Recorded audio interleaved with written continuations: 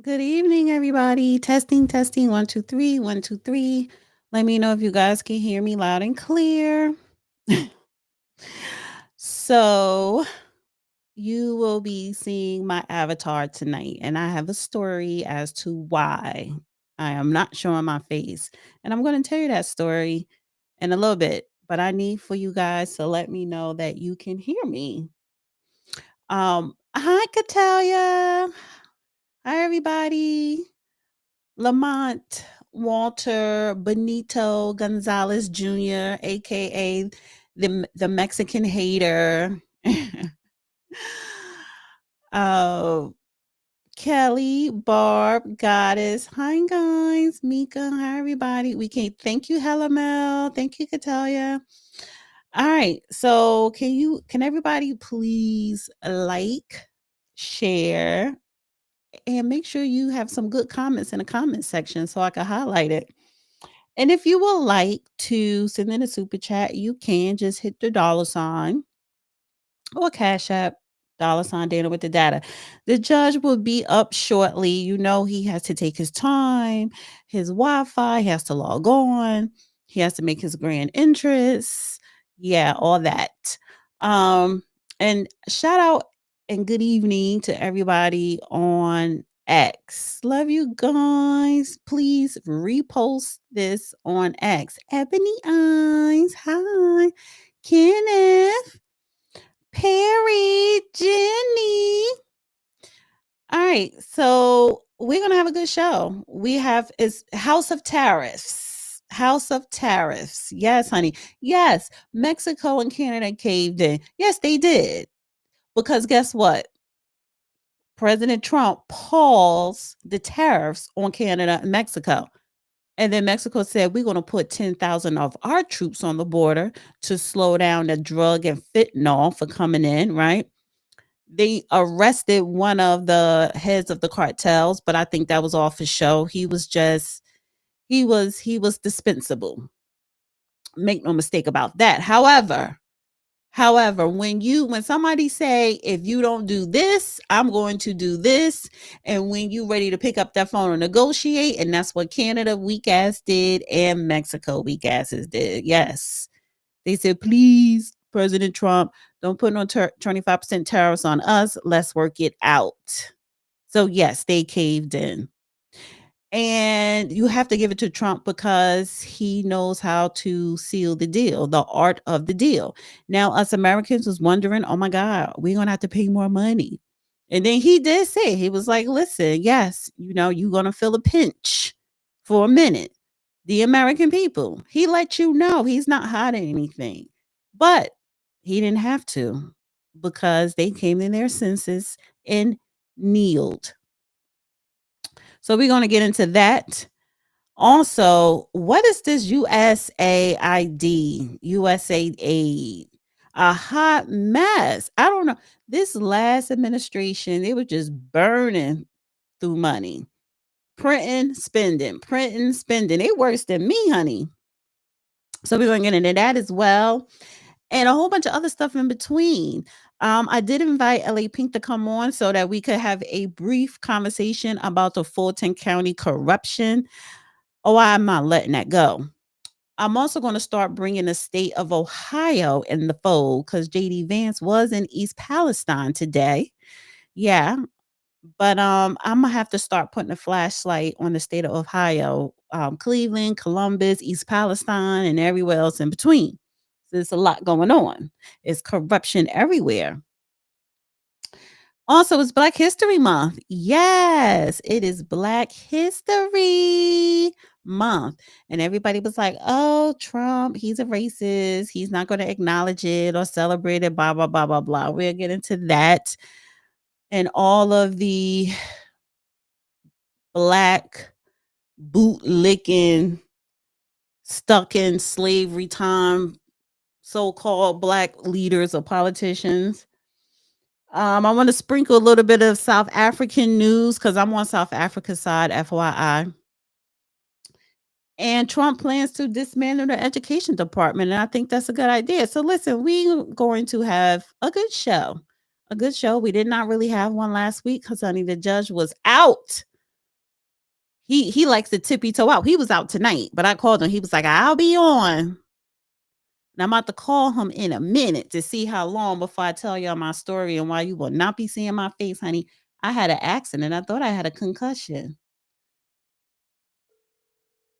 And so you will see my face on Wednesday when I go live on Dana with the Data, because the bruises on my face will have going down a little bit by then. But the bruises are too fresh on the face. I'm trying to sign in. You just knocked me off. Okay, sorry. Bye. Excuse me. So this is what my face looked like today, which is why you guys will not be seeing it. You see that? I fell walking my dog this morning. I fell. So I live in Ohio and it was very cold and it was a lot of snow, but all the snow melted. And today it was 40 degrees. It got up to 50. It was 40 yesterday, got up to 50 today. So a lot of the snow melted. But when I walked him this morning, it was still a little bit of ice on the sidewalk. So I was mainly walking him in the street and I walk him around my block, which is like half a mile, technically a little bit more than a little close to a mile. And coming up my street, about to of like 5 houses from my house, I said, okay, this part of the sidewalk looks clear. So I get on the sidewalk with him and it was ice that didn't look like ice, and I slipped head first. Oh my God. And I felt boom, I felt my forehead crack on the on a sidewalk concrete. Not crack open, but I got so nervous. It took me a minute to collect myself before I got up, and my dog, because I let go of the leash, but he didn't run off. He came back looking at me to make sure I was okay. I love my doggy. He's a red-nosed pit bull. That's my baby. So I was nervous because I never hit my head, forehead, or any parts of my head. And I'm like, I hope I don't have a concussion. I hope I don't have like a blood clot. Should I go to emergency, get an x-ray? I went to urgent care. And it was like, well, if you don't have a headache and you're not feeling dizzy or nauseous, you don't have a concussion. But I think I am going to go to emergency tomorrow and tell them take an x-ray of my head because I'm kind of afraid to go to sleep. So I was a little bit slow today. I was tired. That kind of like took me out. So yeah, so this is what it looks like, and that's why y'all not gonna see my face. But she did subscribe. I forgot the name of it, Meta something, and it got Manuka honey in it. So it's not coming to Wednesday, honey, because the scars, I can't have no scars on my face. So yes, I have a little knot on the forehead, and I have an ice pack. So you're not seeing my face tonight because I don't really look all that pretty. Now with the glasses on, you don't see the cut on the nose if I have my glasses on, but this big old knot, I'm not going to have people stare at this big old knot on my head tonight, on my forehead. So that's why you don't see my face tonight, because I fell, slipped on some ice, face first, forehead hit the ground, but I'm okay. And I'm here. Oh, no, I am no longer a spring chicken, honey, but I am still fabulous. Yes, I am. Yes, I am. Was that an injury? Yes, Danny. It's an injury. I have scrapes and bruises on my face. You see that?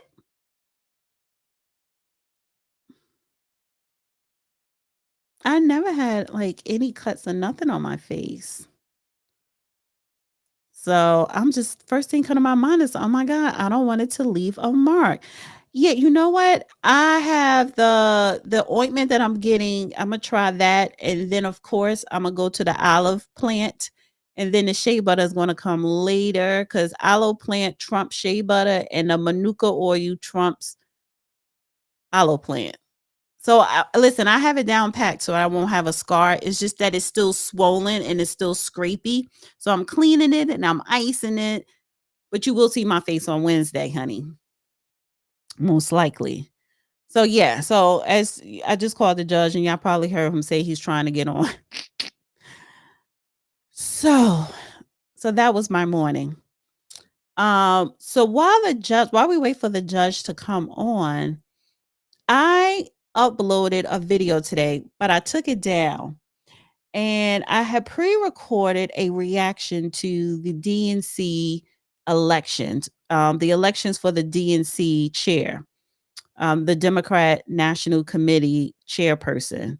They had their elections for the chairman and a vice chairman on Saturday.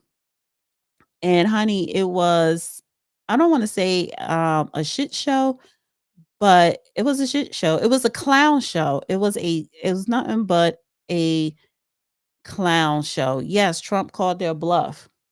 So I did like a reaction to it, just for fun.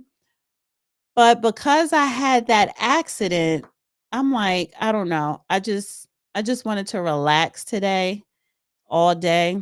So I just took it down and I said, you know what? While I wait for the judge to come up, we could do the reaction together. So let me share this. Actually, let me put this in the background here. So I'm like, this could be my monologue tonight, because it always takes the judge a minute to come on. And I found this very funny and embarrassing. Uh should I go here like that? Or not like this? I go like this. Or like this. Yeah. So let's just do a recap of the DNC chairman election. Oh, here goes the judge. Never mind. Oh, wait a minute. I don't have my ear things on. Can you hear me? I hear you. How are you? Oh, I don't know. My place is such a wreck when it comes to getting on. I've been trying for the last 15 minutes. Anyway, I'm here. Oh, okay. Because I was about to do a reaction to the DNC chair election they had over the weekend. Oh my god, it was funny. I was making fun of all the black people. I didn't know if before we get into the main topics, do you want to like take a peek at some of it, or should we just get I've into the seen topic? some of it. I couldn't take looking at it. You what? I couldn't stand looking at it. It was revolting. It struck me like a Tyler Perry proceeding. Okay, so you did see some of the clips. Yeah, it was all. You saw the black woman singing "We Shall Overcome."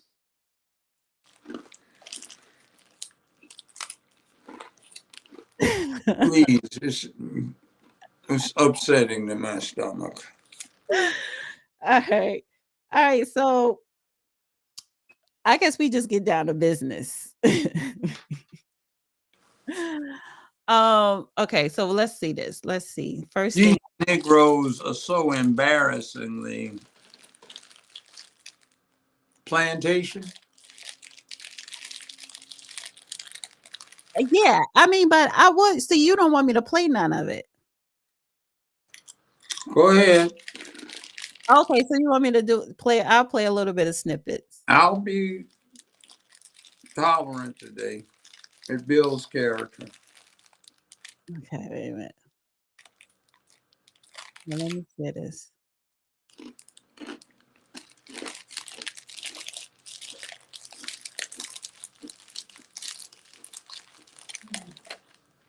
All right. And we'll begin with the opening statements. Each candidate will have 30 seconds, and we'll start with Dr. Quintessa Hathaway. Good evening, everyone. It is my desire to be the next DNC chair, and I just want to give you all a little bit of something that's been on my heart here over the last couple of days. You fight on, you fight on, you fight on, you fight on. When your government is doing you wrong, you fight on, oh, you fight on. Thank you. That was the that was the first one. What the hell does that have to do with competence to run one of the two political parties in the United States that amount to much? So this is another clip where he was trying to explain the different genders.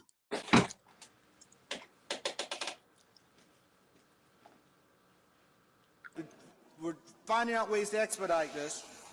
Because of our gender balance provisions on this next ballot, you will be able to vote for 2 candidates of any gender on the next ballot. Okay? So on this next ballot, you will be able to vote for 2 candidates of any gender on the next ballot. If 2 candidates receive, I'm going to turn to Helen to clarify this last part. You are in this next ballot where you have 2 votes. As the chair has said, you may vote for 2 males, 2 females, 2 of any gender, okay? Nope, you can't do that because we've got to balance. You could vote for 1 of any gender, okay? So the gender they have is theirs, their, them, thee, she, his, them, they, her, hers, xe, xey, him, he. This is where I did not want to lose the lunch I did not get a chance to eat. And then we have the Black Negro. My grandmother, a warrior of the civil rights movement. I don't want to You play that can't one. be a warrior of the civil rights movement. It was nonviolent. How are you going to be a warrior if you're nonviolent? That's true. Hey, I am speaking, and I would love your attention. There is a Black woman at this podium, and I deserve your attention like the 11 people who went before me. Yes, I am speaking. There are 340 to 360 million people in the United States, swelled by another 50 million, which makes it 380 to 400 million people here. And because you are a Black woman, you're supposed to hold precedence over all of the rest of this when it comes to competence and ability. And that's why we should listen to your dumb, silly Negro behind. Yeah, oh, please, come on. Bring it on. Yeah. In this round, so I'm going to, I have a show of hands. How many of you believe that racism and misogyny played a role in Vice President Harris's defeat? How many of you think you feel Okay. like you are a victim of misogyny? That's and good. that You all are passed. a sissy, dude. You Democrats! In the words of Beyonce, America has a problem, but Democrats, we're about to fix it. God bless you. Thank you so much. Let's get to work. He couldn't think of picking a man's word, even though he may still have a swinging dick and some bouncing balls, which I doubt he has. So anyway, fun. Games. Put on your sports bra and go run. My people are sick and tired of being sick and tired. Well, We then are shut sick and up and go tired of get being something the for it. Last one hired and the first one fired. We are sick and tired of the word white, working class, being a code word for whiteness. We are tired. And Well, this why is do our you time for sound us to like rise one? up. One people, one nation, under the vine, indivisible, with liberty and justice for all. Why you use their words if you think they're so offensive? Right. And I'm not going Negro, or is this a Negro? What do we? this is Jill Stein. She's not a Negro, but she was running for president under the Green Party, but now she running to be the DNC chair. So I was saying that a lot of these Green Party people are actually Democrats in disguise. Which is why they didn't get any slack or any. Well, anyway, go ahead. Well, hers is. It's not going to play her whole thing. 20th, 2025. President-elect Trump will once again be president of the United States, plus Republicans will be in control of both the House and the Senate. For those of us who wish to be part of a passionate, fierce, but loyal opposition to what the Republicans are bringing forth in 2025 and beyond, there's a lot for us to think about. I feel that in order for the Democrats to rise like a phoenix from the ashes of our electoral defeat, we need to look at more than just the outer issues such as data analysis and field organizing and fundraising.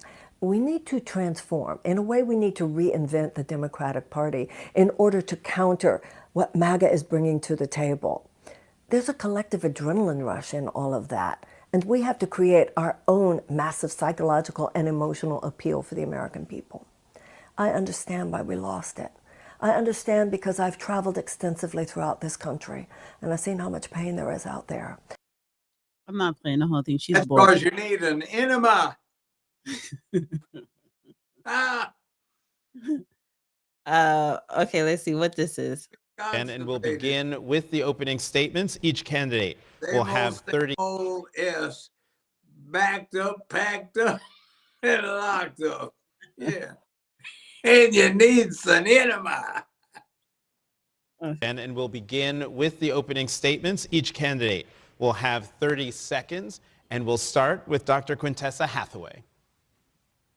Good evening, everyone. Boy, you need It is some my bass in desire your to be the voice. next DNC chair, and I just want to give you all a little bit of something that's been on my heart here over the last couple of days. You fight on, you fight on, you fight on, you fight on. When your government is doing you wrong. Oh, I did play that one already. That was totally revolting.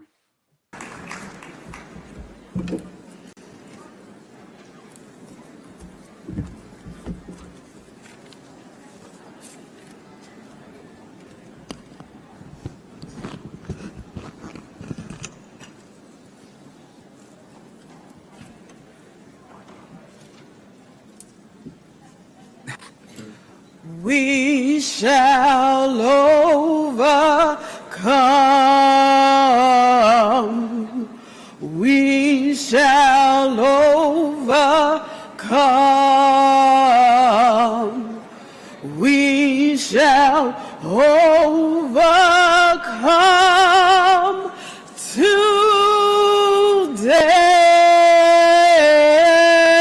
today. Oh. That's enough of She that. can't even sing. Shut up.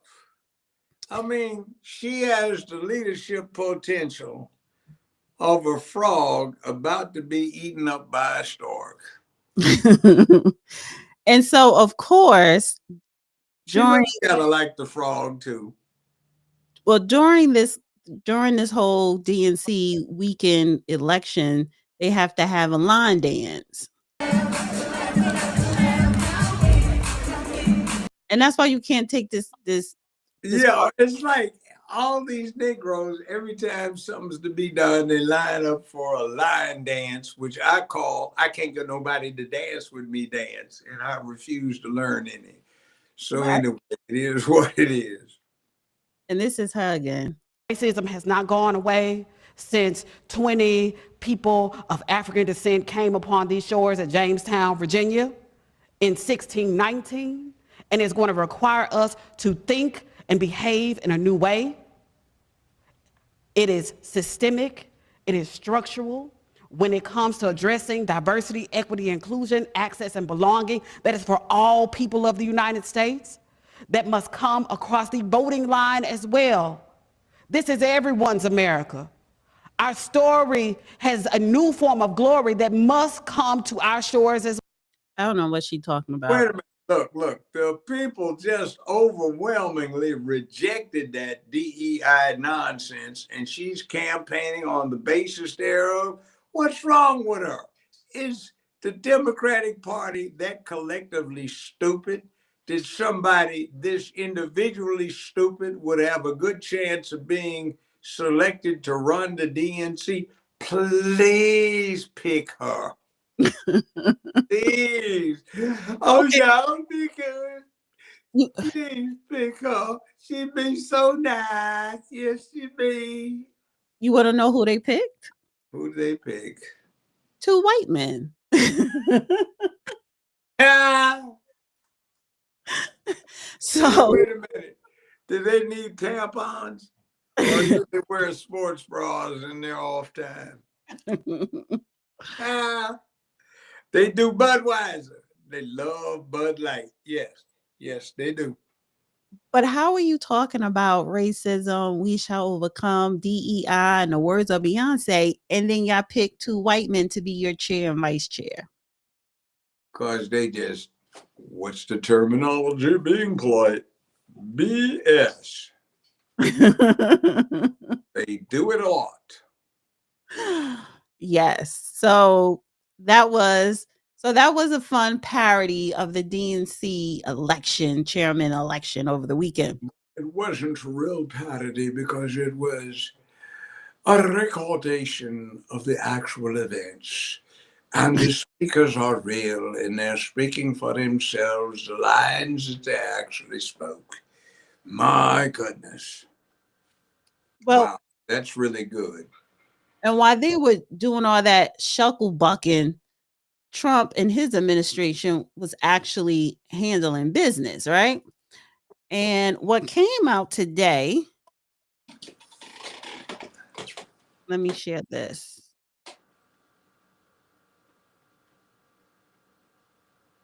Let me go here. So this is Carolyn Levitt. She is press secretary, and she had a outside door press conference briefly exposing USAID by laying out exactly what taxpayer money is wasting. So 2.5 million to DEI in Serbia, 70,000 on an Irish DEI musical, 47,000 on transgender operas in Colombia, 32,000 on trans comic book in Peru. Let me just play this clip. You're watching live coverage. Through USAID over the past several years, these are some of the insane priorities that organization has been spending money on. $1.5 million to advance DEI in Serbia's workplaces, $70,000 for a production of a DEI musical in Ireland, $47,000 for a transgender opera in Colombia, $32,000 for a transgender comic book in Peru. I don't know about you, but as an American taxpayer, I don't want my dollars going towards this crap, and I know the American people don't either, and that's exactly what Elon Musk has been tasked by President Trump to do, to get the fraud, waste, and abuse out of our federal government. Thank you, guys. Let me check out for just a second. Somebody's at the door. I got to see what this is about, all right? Okay.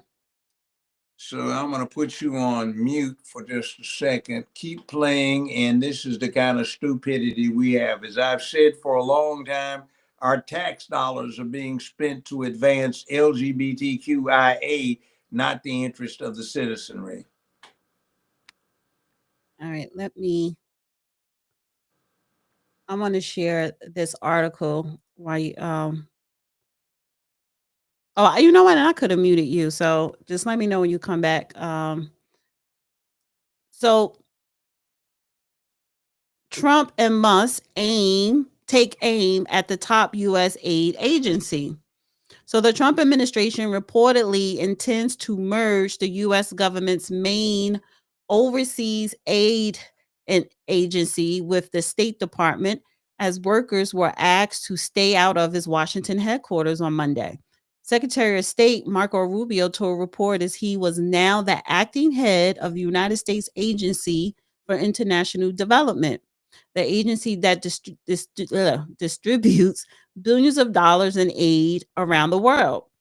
Democrat lawmakers have called it illegal constitutional move that will hurt poor people abroad, harm national security, and reduce U.S. influence on the global stage. And this is the problem because you're talking about poor people abroad, but what about the poor people here in this country that has been neglected because of the illegal migrants that the last administration allowed 15, 20 million illegals to come in on the southern border, northern border, in airplanes, and they were giving them all of these social services and free health care and free housing and monthly stipends, food stamps. All this money were going to illegals. But now Trump comes in and starts cleaning the swamp, basically, and putting a halt to a lot of the finances that were going on. But now you have these Democrats saying that is unconstitutional and illegal, and we should be helping. This will hurt poor people from overseas. That makes absolutely no sense. And this is the problem with the Democrat Party, to where they're focused on non-Americans first. They don't care about Americans. So President Donald Trump and one of his top advisors, billionaire Elon Musk, have been strongly critical of the agency. Speaking to reporters at the White House on Monday, Trump alleged the agency, run by radical left lunatics, was getting away with tremendous fraud, but did not provide names or details.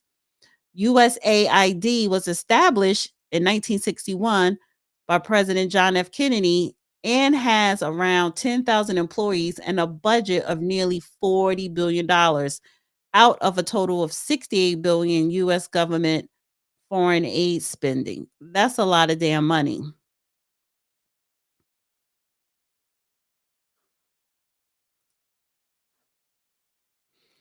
Calling USAID a completely unresponsive agency, Secretary Rubio said that a lot of the functions of the organizations are going to continue. They're going to be a part of American foreign policy, but it has to be aligned with American foreign policy. That makes no sense, Marco Rubio. It's not clear how the administration plans to implement such a change. So why are you going to continue something if it's not going to benefit America? That's a lot of money. And it was established since 1961 under John F. Kennedy, 10,000 employees, a budget of $40 billion out of a total of $68 billion in U.S. government foreign aid spending. That is wasteful. And when you start looking at, okay, exactly where this money is being divvied out going to, you realize that they're spending it on bullshit. The announcement follows comments from Musk, who has an unofficial cost-cutting agency, and the administration plans to shut USAID down. Over the weekend, 2 top security officials were placed on leave, and the agency's website went dark. Okay.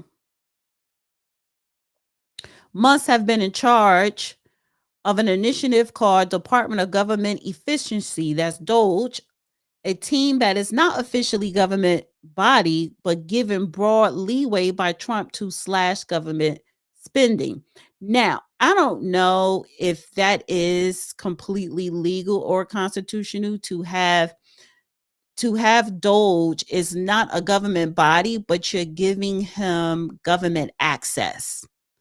That is kind of teetering on the lines of, I think, being unconstitutional. I don't know. I could be wrong. And I'm waiting for the judge to come back. I don't know where the hell he's at, but he needs to hurry up because it's late at night. So who was knocking at your door? So now we have, and I wanted to bring this up here, politicians like Ilhan, what's her name? Ilhan Omar. is very upset about how Trump is dismantling USAID, which she claims makes him a dictator. A lot of people don't like her because she has more allegiance to Somalia and Somalians than she do here in America, and that is a problem.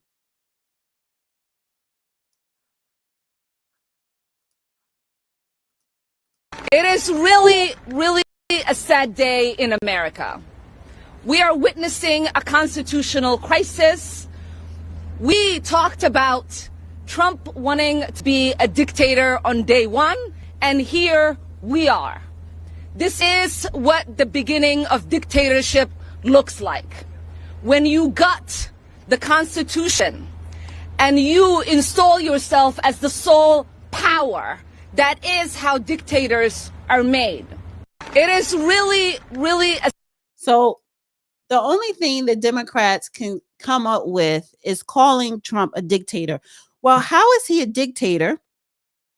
How is Trump a dictator if he is slashing foreign funds? If he's saying stop sending billions of dollars overseas to countries, it is not benefiting us. You are wasting taxpayer dollars. See, that's our money. That's our money. That's our taxpayer dollars. So what he is doing is putting America first. So what kind of dictatorship is she talking about? It's not, you're supposed to put your country first. You're supposed to make sure your country economy is balancing and flourishing. Okay, what did he do?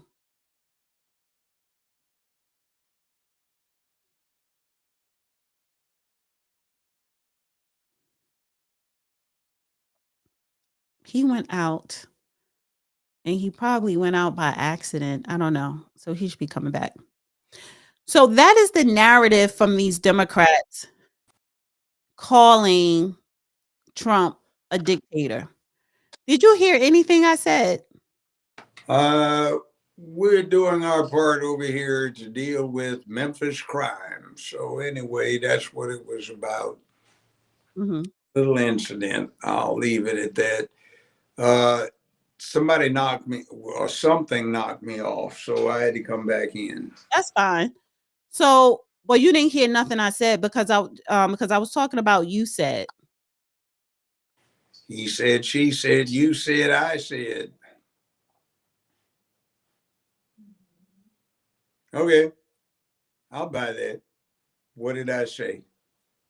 You said it is an organization. The Trump administration reportedly intends to merge the U.S. government's main overseas aid agency with the State Department as workers were asked to stay out of Washington's headquarters on Monday. So Secretary of State Mark Rubio told reporters he was now the acting head of the United States Agency for International Development, the agency that distributes billions of dollars in aid around the world. So the clip that I had played earlier of the press secretary when she was listing.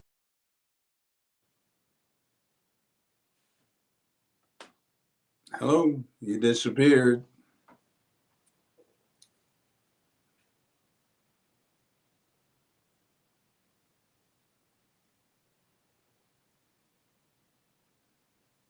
Can you hear me? You disappeared. I can hear you now, but I couldn't for a little bit there. I'm sorry about that. So the clip, what are you looking at? Something about Nazi Germany that's on TV, no sound to it, but it looks vaguely familiar. All right, can you focus on the... I know, but I mean, I couldn't hear you, so I was just looking over here. They were talking about Adenauer. So anyway, that's a long time ago in West Germany. So anyway, familiar. I'm talking about the USAID. The USAID that was spending a whole bunch of money, and Trump got Elon Musk to come in and basically clean it out. So now Marco Rubio is overseeing it because they're going to be stopping a lot of foreign aid from going over. Yeah, well, been doing. Our situation here has been pretty awful to a great extent because a lot of the money that ought to be spent on the United States and the people that live here being spent abroad. And basically, it's not even for the best interest of the people abroad. It's to spread LGBTQIA plus. So the Really, USAID was established in 1961 by President John F. Kennedy and has around 10,000 employees, a budget of $40 billion out of a total of $68 billion in U.S. government foreign aid spending. So foreign aid they have a $68 billion budget of government foreign aid spending. Yeah, we are suffering from a lack of aircraft carriers. They're about 13 billion apiece, so that's 3 aircraft carriers that were spent for this useless purpose. Right. And we're suffering from it. And our position as a world power has dropped, and it takes 10 years to build each one of these things. So we're way behind, and this is one of the ways we've been wasting our money. So let me play this clip again because you didn't see this clip. It is really, really a sad day in America. We are witnessing a constitutional crisis. We talked about Trump wanting to be a dictator on day one, and here we are. This is what the beginning of dictatorship looks like. When you gut the Constitution and you install yourself as the sole power, that is how dictators are made. It is really, really a sad day in America.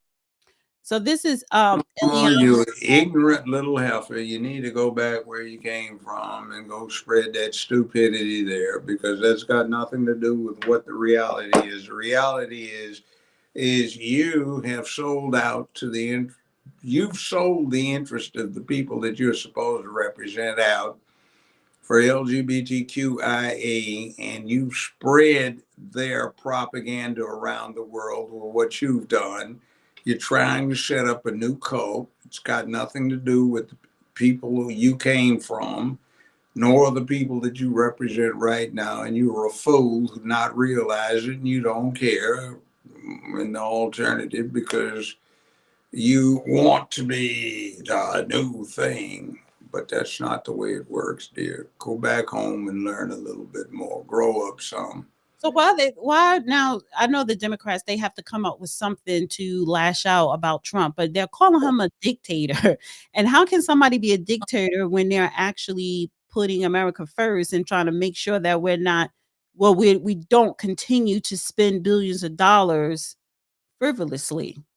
Well, the truth of the matter is the Trump administration is trying to restore what the Republic is about. What she represents is totalitarianism, Nazism, fascism, oligarchies, bias, prejudice, attempts to impose something on somebody else against their will. And if she's too stupid to realize it, she's too damn dumb to be in a position, except that her constituents are dumber because they keep electing her. And if she's not being dumb, but is doing it consciously and as a matter of purpose, volition, then she's acting in what in most countries would be a treasonous fashion, but in the United States is not. Article 3, Section 3 of the United States Constitution, while we will be 3-3.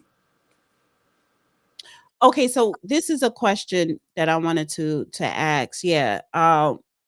Will you please ask Judge if Elon is legally able to do what is great for the country? Well, so this is the thing. I can answer that very quickly. Can he legally head a department that is not officially a government department? There's no such department.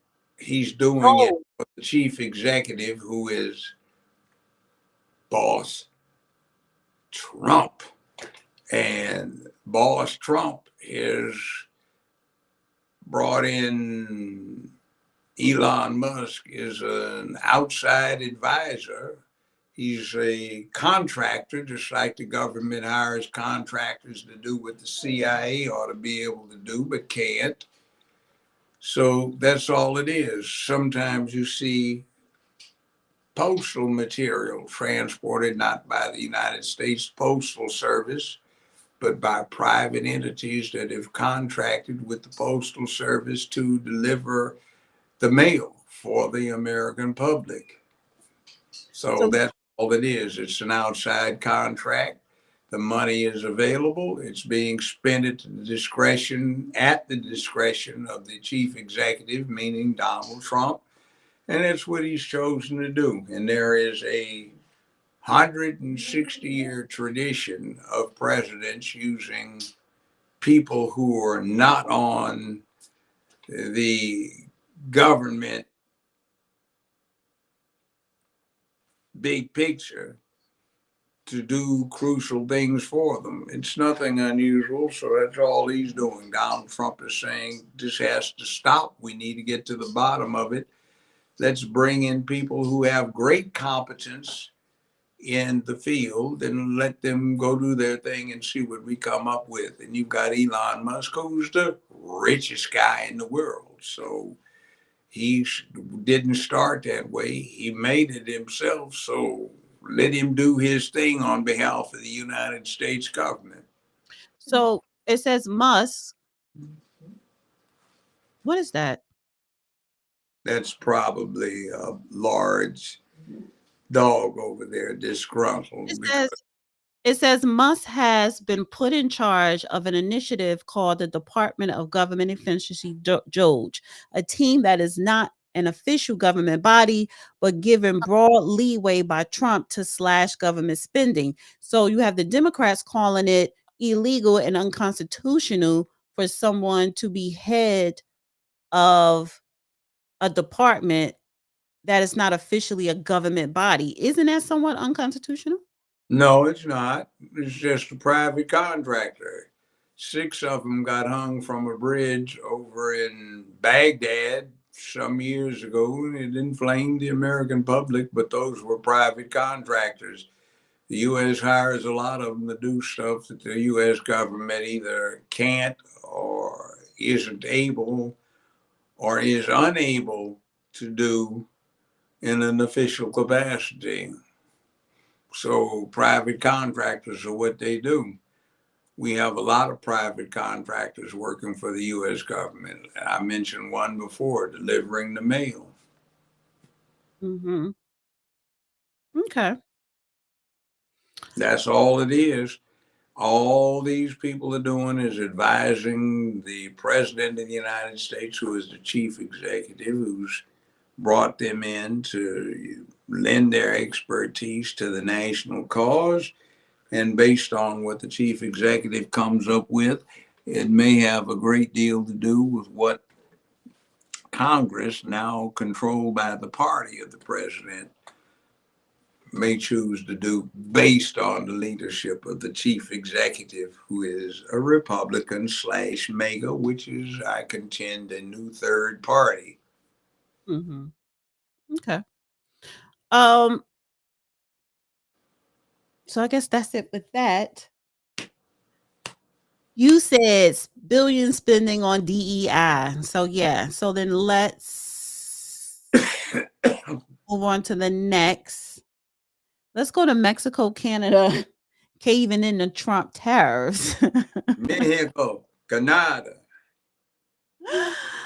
Yes, honey. He said on the 1st, he was issuing 25% tariffs on Mexico and Canada. And that's when they got on that damn phone to Trump saying, okay, let's work out a deal, honey. And so the difference between dealing with a man, a punk, and a bitch. Say that again. It's a very big difference between dealing with a man, a punk, and a bitch. I concur. I apologize to all of the loyal followers who are perhaps offended, but that's the way it goes. Don't pander to the punk and the bitch when you got a man you can deal with. Or let's put it this way, you can't pander to them anymore. You got to deal with the man. So, and he was very transparent to the American people, because when you issue tariffs like that on countries that we trade, because Canada and Mexico, that's part of NAFTA.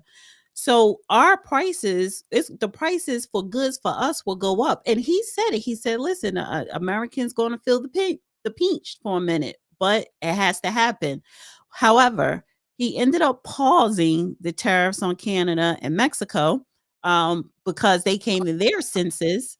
And this is what Donald Trump posted. "I just spoke with President Claudia Sheinbaum of Mexico. It was a very friendly conversation wherein she agreed to immediately supply 10,000 Mexican soldiers on the border separating Mexico and the United States. These soldiers will be specifically designated to stop the flow of fentanyl and illegal migrants into our country. We further agreed to immediately pause the anticipated tariffs from a 1-month period during which we have negotiations headed by Secretary of State Mark Rubio, Secretary of Treasury Scott Bennett, and Secretary of Commerce Howard Lutnick, and high-level representatives of Mexico. I look forward to participating in those negotiations with President Sheinbaum as we attempt to achieve a deal between our two countries." It's like myself or some of my close colleagues trying a jury trial versus some of the notorious supposed top gear lawyers specializing in certain things who've never tried a case. We know how to get it done. We know how to work with the juries. We know how to work with the witnesses, cross-examine them, do all of the little artsy stuff, and achieve the results that we are seeking. We have had people in place who have basically been figureheads, spokesmen for, flunkies for various things, this, that, and the other. Now we've got somebody who's been behind the scenes financing them for a while. And it's interesting what happens when you get the real bosses in charge publicly rather than just behind the scenes. Canada's coming into the fold as well. They're going to make sure that the slow down the flow of fentanyl. And I'm sorry, why couldn't the Biden administration do this? Because they're incompetent and they're getting a cut. And the son of the Biden administration is a crackhead anyway. He's a druggie. Be kind of hypocritical. So, and new presidential candidate, the scavenger, the hyena, mm-hmm. Off. She's made her career lurking around the edges, scavenging. So chaos suits her purposes. So we didn't have anybody that had an incentive to get things straightened out. Right. Well, it says And U.S. Trump, why would Trump do it? Why? 1, it. 2, is. 3, bad. 4, for. 5, business. 5 words. It is bad for business. Yeah. In other words, the crime and corruption and incompetence are bad for the economy, bad for the American public, bad for his individual business. Canada agreed to deploy new technology and personnel along its borders with the United States and launch cooperative efforts to fight organized crime, fentanyl smuggling, and money laundering. Mm-hmm. Money laundering. Scrub. However, put it in the soap, put it on a rope, deal with what you got to do to make it clean enough to pass through. Money laundering. But Trump says U.S. tariffs on China are still due to take effect within hours. So I think China tariffs are still going to be implemented on China. I think what we're going to get out of this is some kind of deal to stay the hell away from Taiwan. And honestly, and that's what he's setting it up for. Because right now, thanks to the Biden administration, thanks to the Obama administration, and to an extent the Bush administration, the United States is not in a position to really use its potential in a military or naval fashion. We have a Virginia-class submarine, attack submarine. All right. Somebody must have called him. Give him a second. LA Pink, I see. Hello, can you hear me? I can hear you and see you. Can you hear me? Damn. You can't hear me. That always happens if somebody call him and then knocks him out. Can you hear me? He's gonna have to come out and come back in.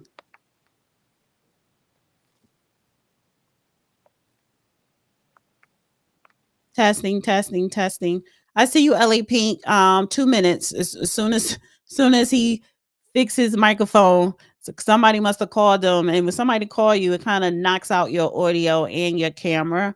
So most likely he's gonna have to go out. Judge is gonna have to go out and come back in. Let me see. Go out and come back in. Go out and come back in. Yeah. Janet says, I'm Mexican American, and yes, I'm a Trump supporter. Yes, honey. You see all the Mexicans protesting? We go again. All right. Okay.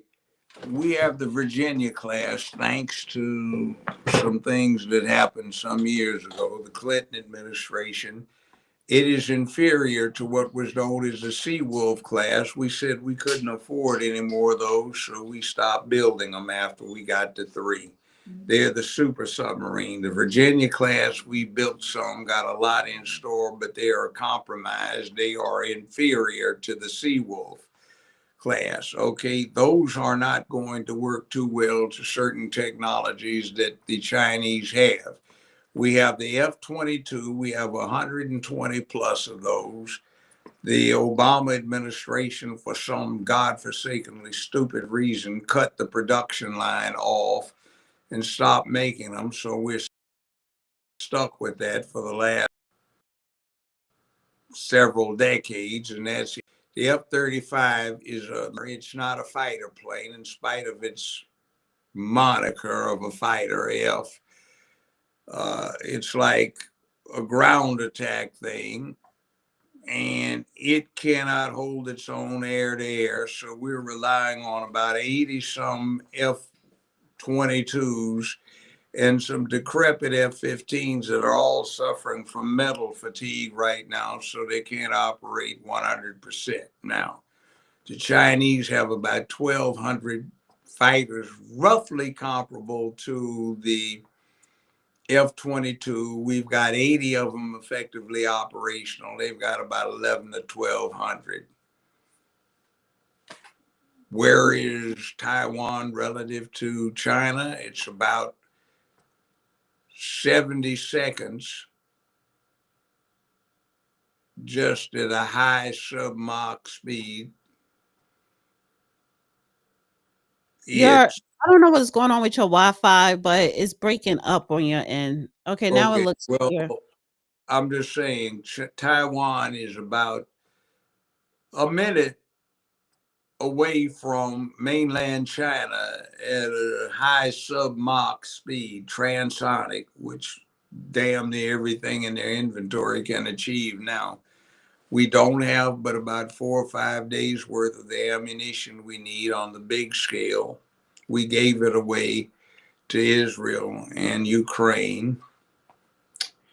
So we are in a mess, but the one thing is that we have a huge economic relationship with the People's Republic of China. They are the biggest market on the planet Earth, and they are very much catching up with us technology-wise. So there's a necessary exchange. So Trump is manipulating that with the knowledge he has as a billionaire. He's familiar with these things, where most of the broke ass yokels who came out of a trailer park somewhere don't know how to do it.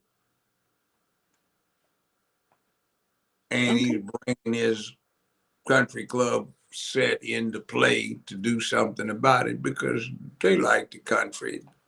It gives them great advantages, and I really it don't care should about the work. country club people too much. But No, I mean, seriously, you have to understand about the very rich. I've known billionaires. My ex-wife used to be friends with a lot of the wives thereof, so I hung around with a lot of them.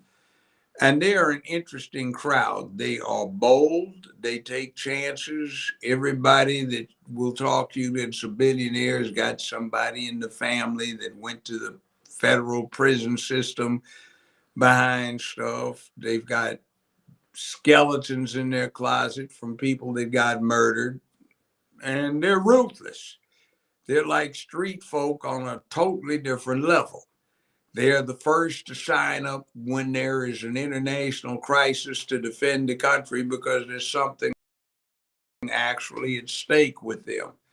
So you should not disregard them when they say they're going to support the country, because to a great extent they have been. That, by the way, is what's wrong with our international intelligence communities, because to a great extent it's composed of a lot of the second sons from this kind of group, and they can't make it in the streets in the United States, let alone in Europe. So we're stuck with our infirm intelligence network, but they do stuff for the United States. So they love it because for them, it's real. They get all of the benefits that we talk about hypothetically, you know. well, do me a favor. You think you could go out and come back in because you're freezing up? Your audio. If I go out, I may not be able to get back in. There is some difficulty. Let me try this. Because I don't. I'm gonna try Yeah, something. you were good all the way up until when you got knocked off. The audio is good. It's just the visual is like pixelated, and you're freezing a little bit. And I want to bring in LA Pink. Yeah, well, let me see what happens. LA Pink, can you hear me? Right. Oh, I think you're muted, LA. I can hear you. Do any better about the pixelation? But see, here's because you wasn't pixelated earlier. It was when you got knocked out and then you came back in. That's when the pixelation started. But okay. Did it do any better? Did it do any better here? It's like a delay. Is it It's like a slight delay, like a 2-second delay. Okay, I'll try this one more time. But if I can't get back in for a while. Yes, it is your fault. And I'm gonna tell you why. Oh, he went out. It's his fault because I said to him, it's something I could do for your like Wi-Fi, send somebody over there to, it kind of helps the Wi-Fi be stronger so it won't be pixelated or delayed. He didn't want that. It was solutions. I presented him with multiple solutions. Okay, there you go. Oh, wait. All right. Perfect. I feel so restored. All right, so we got LA Pink. We're gonna it's been a minute. We didn't talk about Fulton County in over a week. So I have to get back on the Fulton County corruption. But let me just start off with this. I want to share this article here. Because we still talking about Fanny ass. She ain't going nowhere, honey. By the way, when you contemplate the circus with the DNC elections, you have to add Fanny to the mix because this is the DNC. And guys, please hit the like button. Let me just say this right now. Everyone, please hit the like button. Thumbs up, thumbs up, thumbs up. And I do see your super chats coming in, and it's it's highly appreciated. And I am going to answer each and every one super chat. So if you have a question, comment for the judge or me, send it in via super chat. But everybody, please share this video and hit the like button. So And if you don't hit the like button, I'm going to go boo and haunt you or something like that late at night. Ladies don't get excited. Won't be they will like that. Fulton County denies DA Fannie Willis more funding for the 2025 budget. Fulton County Board of Commissioners opted against allocating a substantial monetary increase for the county district attorney's office when finalizing its 2025 fiscal year budget on Wednesday. That was last week, perhaps bringing a month-long standoff with DA Willis into the next phase. The board allocated $39.3 million of its nearly $1 billion budget to the DA's office, a figure that Fannie Willis has insisted will not allow her staff to properly carry out its duties. They might if they stop stealing the money. Exactly. If they stop stealing. They've been doing, laundering the money. She paid her little boy toy or man toy $750,000 for doing nothing. And they were set on course to steal between $6 and about $8.5 million. So yeah, she blew her thing with a dumbass. Yeah. Woman, have you never heard of the Fifth Amendment and you are the chief prosecutor? Oh my goodness. Did you go to law school? Well, of course I wanted to bring LA Pink on the show because me and her have been talking. So this is the thing. Me and LA Pink, we talk like every other day, and anytime something pop off, she calling me or I call her to ask her a question about stuff. Calls me too. Yes. So Madam Pink, how you doing there? You here? I am beyond excellent. How are you? I'm here. So part of the problem is, and I'm glad that, they are putting Fannie Willis' budget on a tight leash, because Fulton County jail is still horrible and is corrupt. And the question is, what are they hiding? Because there's so much crime, drug dealing, stabbings and killings going on in a Fulton County jail. Fannie Willis is very tight with Sheriff LaButte. They both claim that they're going to sue Fulton County commissions because we don't have enough money to be allocated to help with, staff shortage at the jails and blah, blah, blah, blah, blah. And that's all BS. However, the DOJ is investigating Fulton County jail systems. But what are they hiding? Because there was a suicide, there was a stabbing, and there was another killing of inmates. And this happened within the last 30 days, correct, LA Pink? Correct. And the news stations down in Fulton County have not reported anything on those incidents except for one.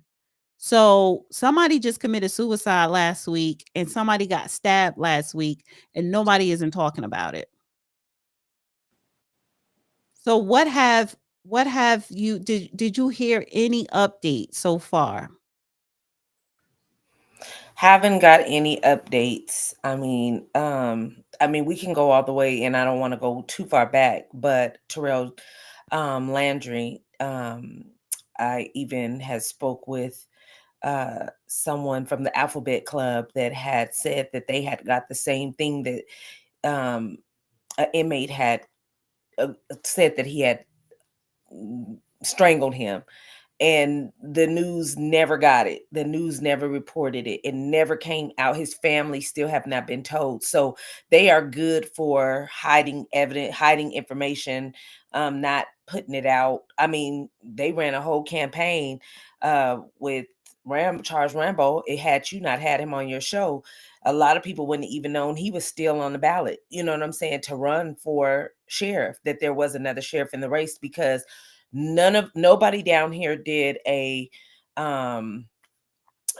what do they call it, a formal now, or debate. None of them, nobody down here did any of that. I mean, that was for us a form of suppression, of voter suppression, you know, and interference. You know, they're talking about Trump with election interference. That is election interference when you do not even give a count. We still have not even got a count on the sheriff you know, race. Like, they have not even finalized that. I mean, it's so much corruption going on here in Fulton County that we'll be here for years, another 2 years, trying to sort it all out, you know. But Well, that's the baby. Well, the problem that I'm having, it's not even a problem. The issue here is you have these main characters in Fulton County. Number one, DA Fannie Willis, Sheriff LaButte, even what's her lover name? What's her lover's name? Wade. oh, Wade. Yeah, Wade. Nathan Wade. But now you have the Department of Justice coming in. And I think this is the Department of Justice under the Biden administration. So here is my conspiracy, right? For right now, where I'm going with this. The DOJ comes in, that's a Biden administration DOJ. I think they're trying to help Fannie Willis office in the county, Fulton County, to cover up and hide a lot of things, because as we all know, you know, she's been at the White House, she was having meetings with Kamala Harris, you know, they're all in cahoots. So it's a lot of corruption that is going on. It's not being reported. She's trying to raise money for her own private security. So she started you could say a GoFundMe for that. She called herself trying to sue the Fulton County Commission because they're not giving her the money that she wants. And then she has this federal investigation and state investigation hanging over her head. And then you have a sheriff that was sworn in without having insurance. So it's a lot of things that are going on in Fulton County, and it's something that they're hiding, and the Department of Justice is covering it up. Absolutely. I mean, even just to go back to what you just said, a sheriff being sworn in with no surety bond. And then after I was speaking with Kenya Johnson, which was the judge that swore him in, wasn't even aware of the rules of a swear in. You know, when you swear in another city official or, you know, officer of his stats. You know, I had to show her the codes I threw and be like, yeah, you were supposed to abide by these, you know, 15-16-5-7-6, you know, and she was like, oh, I didn't even know that. She's sitting there screenshotting it, not even knowing it. Like, how don't you, I mean, I want to say, you know, maybe she didn't know, but I'm like, there's corruption on that I can't even afford to give anybody a pass at this point in particular time, because it's so much. You know, he swore in on the 10th, the bond or the 9th, somewhere in the beginning of December. The surety bond wasn't even cleared until December the 26th. And then they're going to say that it never elapsed. Well, once you go into a new term, the older surety bond already had said they was not going to pick him up. So it already elapsed. So anything that was done between the 10th and the 26th, that he was not even secured off in between that time. Like it was wide open, you know, as far as if anything was to happen in the jail, which we know plenty of things happen in the jail. He was not even a sheriff, basically. I mean, Right. Or legally sworn in. legally So, sworn in, exactly. right. Willis threatening to sue the Fulton County Board of Commissions if it didn't adequately fund her office, citing the need for more attorneys and investigators. December 11th letter to the board, Willis says she'll have to explore legal remedies, which includes filing a lawsuit against the board to seek budget consistent with the number and nature of cases this office handles. But she did a press conference last month in January with the mayor of Atlanta, saying how they created all these programs, you know, to help inmates transition from jail to society, programs within the city to help decrease crime. She said crime decrease. So why are you asking for more money to hire more people to do all these investigations if you came up with these programs that supposedly decrease in crime in Fulton County? Somebody lying. Crooks get caught often because of the inconsistencies of their tales.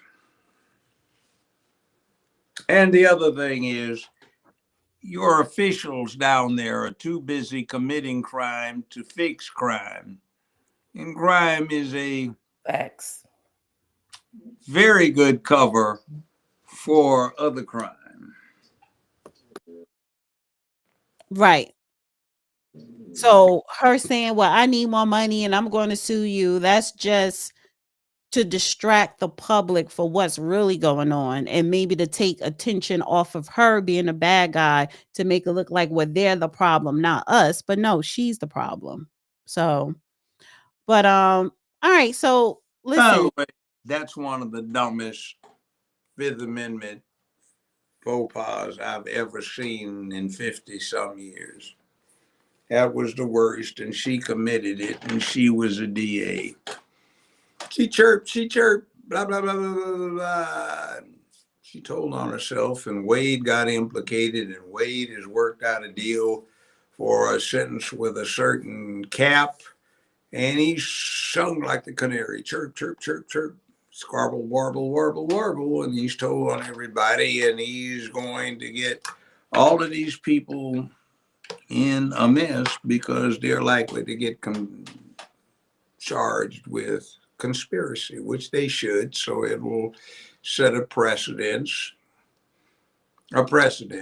for the future.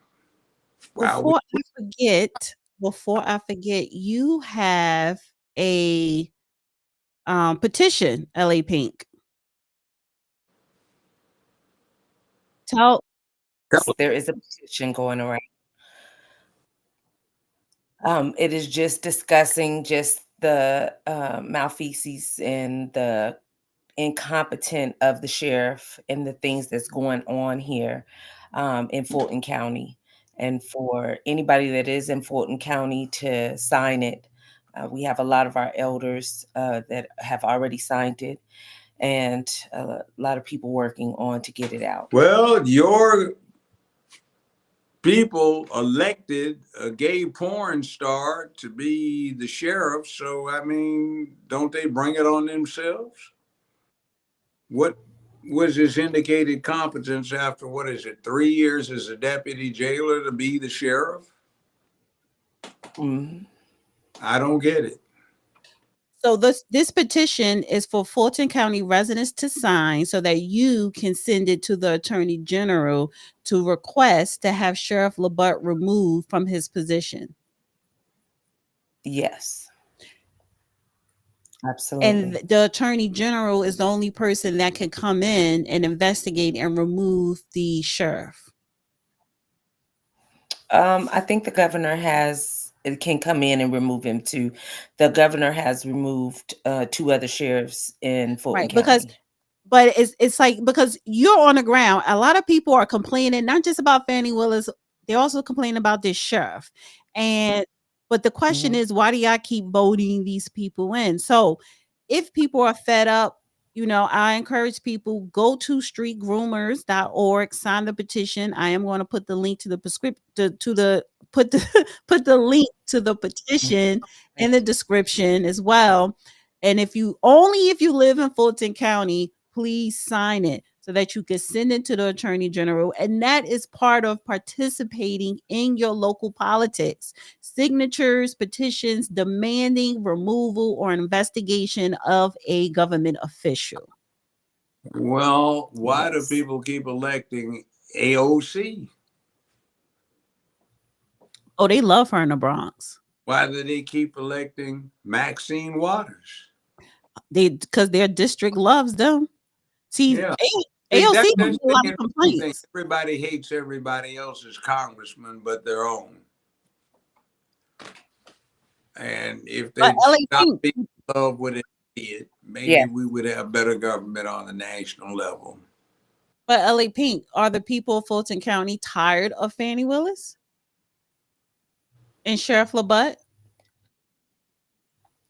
So when I speak with people, they're tired. Now, like I said, it's for as the votes.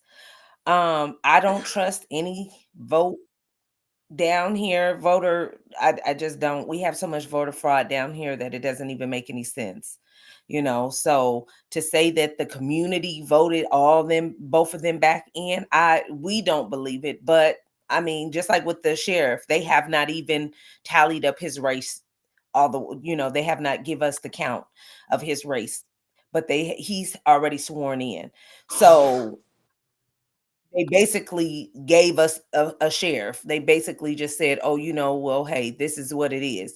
So now the same thing that Sheriff Rambo ran on, now they're coming back and saying, hey, we want to make it so that they're nonpartisan. That's what he ran on. He ran on nonpartisan, so now you want to come back and say that's what the sheriff should be running on anyways. Well, how do you stop us from even receiving the votes because we know for a fact that, even if it was 5 people that voted, we know 5 people voted. Where are those 5 votes at? We don't have anything. Like, we have no votes whatsoever. They never ever said he won by 12 counts and he won by, 450,000 counts. They never gave the count. They just said, oh, he won. You can't do that. Right. That's voter suppression. And so they're talking about Trump being mad at him because Trump had made, he had spoke and said that you won't have to vote again. And everybody's going crazy about that. But here it is. Atlanta's doing that already to the people. This is just something that he just, Trump, he gonna say whatever's on his mind and how he feel at the time. But he's just speaking. This is something they're actually doing already to us right here in Georgia. Absolutely. I always That hear is exactly as an what we have. election official for somebody running for Congress, unsuccessful, but I was at the election commission the night of November 5th, November 6th, and it was interesting. They were having a big scrabble running all around because of a problem they were having. They had more votes cast than they had people show up at the precincts in question. And that was the people of Fulton County, we're saying, well, they keep voting in. They're probably voting differently, but because there's so much voter fraud, those same people get voted in. So remember, there's no voting fraud. Oh my God, you need to be banned because Associated Press, because United Press International has said there's no voter fraud. Let me say this, because Fannie Willis and even Sheriff LaButte, like they're winning by a landslide, and that's probably because of voter fraud. And if it was true voting without any fraud or cheating, it'll probably be several runoffs because it'll be that close. So I really do believe the people of Fulton County are not voting for them, but because of voter fraud, they keep being reelected. So I do want to encourage people to sign the petition. Like I said, it's going to be in the description. So just, if you live only Fulton County residents. Well, how about Right. And you have to keep let's in mind. assume that they're honest. Maybe a lot of people are voting for Sheriff LaButte because they're into LGBTQIA rather than excellence in government. Now, granted that they will get locked up themselves, so maybe that's sacrifice. Well, thank you, LA Pink. We're going to be recording some stuff this week, so I really appreciate everything that you're doing, and I definitely want to. I am going to be promoting the petition for people, only Fulton County people, to sign it. So thank you. I really appreciate you coming on. All right, thank you guys for ma'am. You having and me. your husband keep working at it. We can't stop, won't All stop. right. Have a good night. All right. Blessings, you too. Yeah. Oh, honey, we stand on fanny pack back. We ain't going nowhere. Funny. Her name is pronounced Fonny. Right. Fanny. Fanny, babe, what's happening? I think you're being pixelated because you keep getting about your seat. I'm not doing that because I'm getting out of the that's seat. messing I'm with just your hearing connection. noises. I'm just hearing noises, so I'm going to check them Noise out. is weird. Like, who was at your house? Well, somebody seems to have been bad and roamed into the neighborhood, so the neighborhood's on the lookout. Yeah, but that's Fort Knox where you live at, honey. Yeah, well, we are the number one most dangerous city in the United States and the 10th most dangerous city in the world. So let me get to some of the super chats, and then there's a couple more things I want to bring up. Thank you, Money Mike.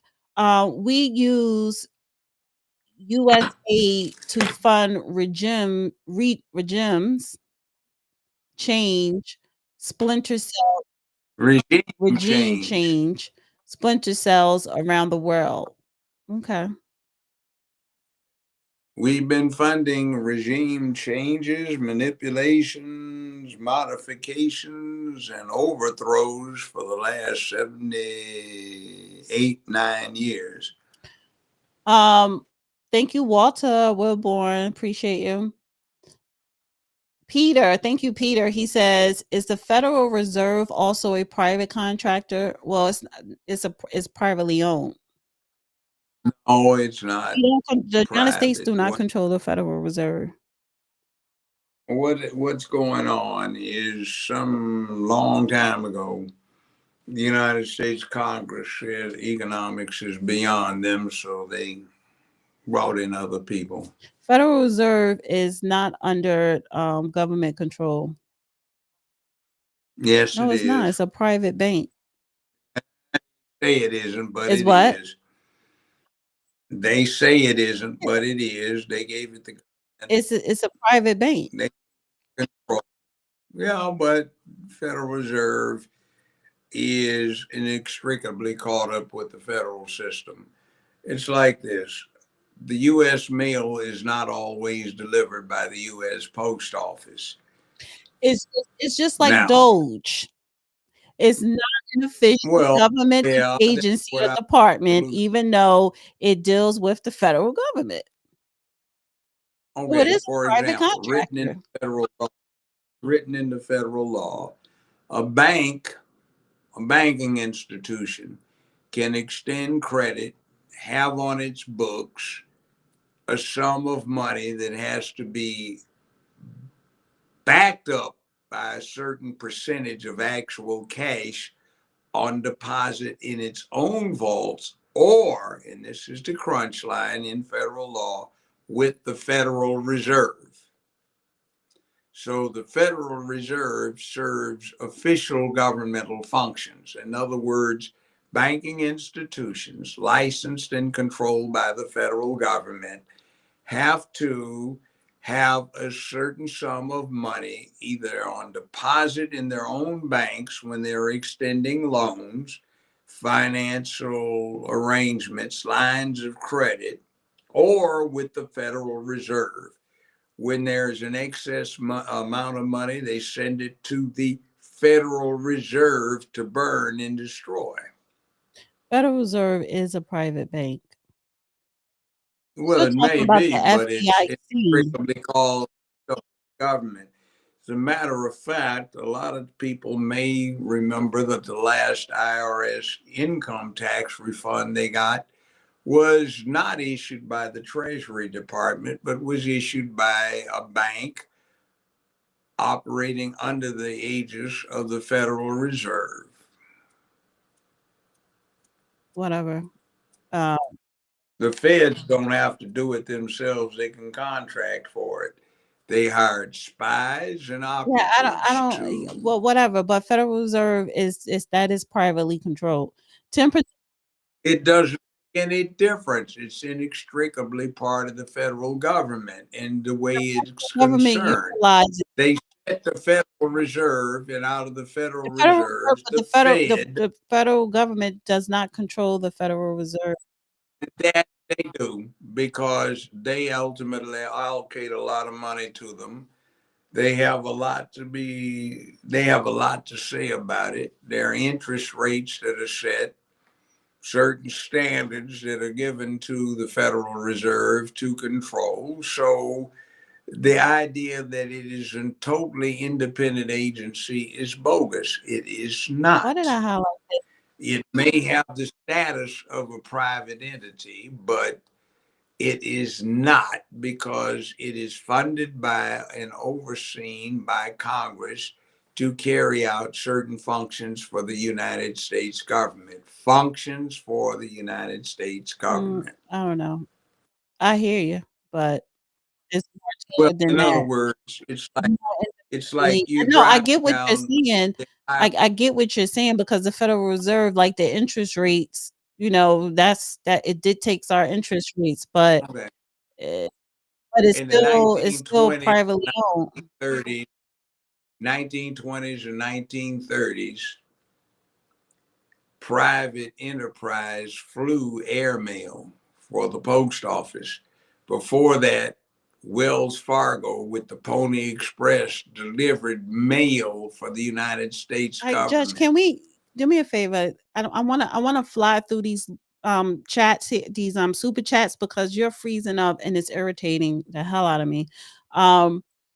Well, get over it, because I can't do anything about it. I'm coming through clearly right here. You could, you just don't want to, but well, no, I'm talking about I gave you solutions and you never wanted to utilize it. So well, they don't work around it does work. So It does. You keep you just don't. Anyway, let's see what we can do. Let's take some questions. No, let me just acknowledge him. Enoch, thank you so much for the super chat. And his question is, Dana, please ask the judge about the feasibility of starting a national initiative for Blacks to adopt and support a HBCU. I didn't, is that going? Why? You're not going to college anyway.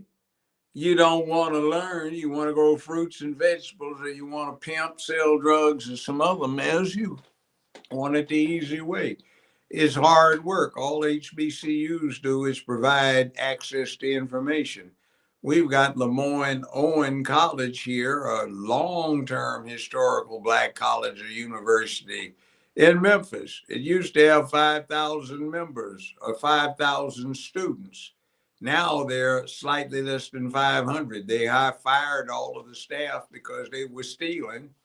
Now they've got a new staff, a new recruiter in charge of admissions, who has boosted that 400 some student total by 150 in a few months. So why would we need to boost HBCUs? It's a waste of money. You go down to Spelman, Clark, down in Atlanta, they all operate on the same physical campus. And the problem down there is crazy. So what's the thing? What are we doing? It's a wasting opportunity. So why throw money at bad? In other words, what the Trump administration is doing right now is assessing where the money's going and what you get in return, which is what they ought to do so they can cut out the graft and the mess. All right, so Trump wants to dismantle the Department of Education. Let me play this clip. And one other thing I'll be doing very early in the administration is closing up the Department of Education in Washington, D.C., and sending all education and education work and needs back to the states. We want them to run the education of our children because they'll do a much better job of it. You can't do worse. We spend more money per pupil by 3 times than any other nation, and yet we're absolutely at the bottom. We're one of the worst. So you can't do worse. We're going to end education coming out of Washington, D.C. We're going to close it up, all those buildings all over the place, and you have people that in many cases hate our children. We're going to send it all back to the states. Thank you very much. What's happening there, an explanation for what you heard, is for 60-some years, the problem has been that there was rampant racism on the local levels that needed to be removed. You don't have to favor anybody, but you don't need to allow people to get away with violating the Constitution and coming down on somebody. So over the last 60-some years, things have changed. And now, instead of the Department of Education being used to basically even up educational opportunities across the country so that as a matter of defense, the educational level was at a high, level. The level of education was at a high state. It has now become a thing co-opted by LGBTQIA, so the rainbow cult gets advantage of it, and the educational process stinks because it's not based on merit. It's not based on knowledge, information, development. It's not based on things that have a real world application. The process of public schooling has become a propagandizing engine to promote for a dysfunctional outlook on life. The rainbow woke outlook, the diversity, equity, and inclusion outlook that we heard the Democratic Party talking about was their main source of concern, which is sick.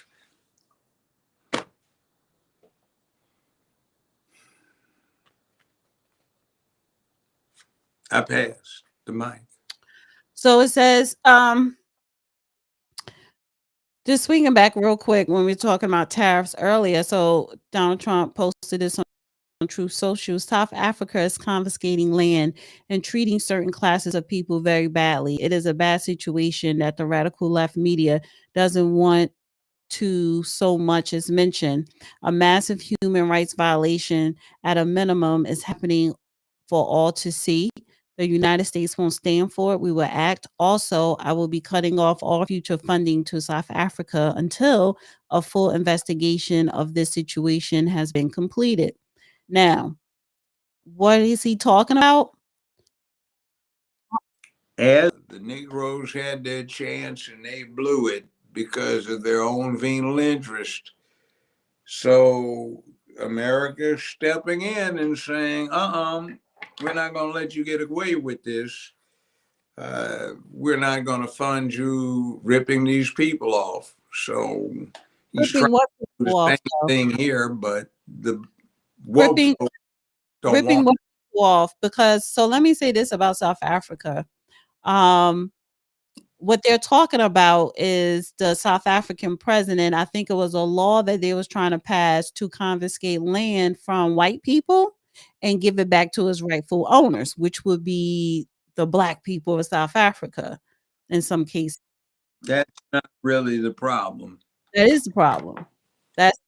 That's not really the problem. There's other stuff going on, and the far left is trying to get people to focus on that as a distraction from what the real problem is. real problem is that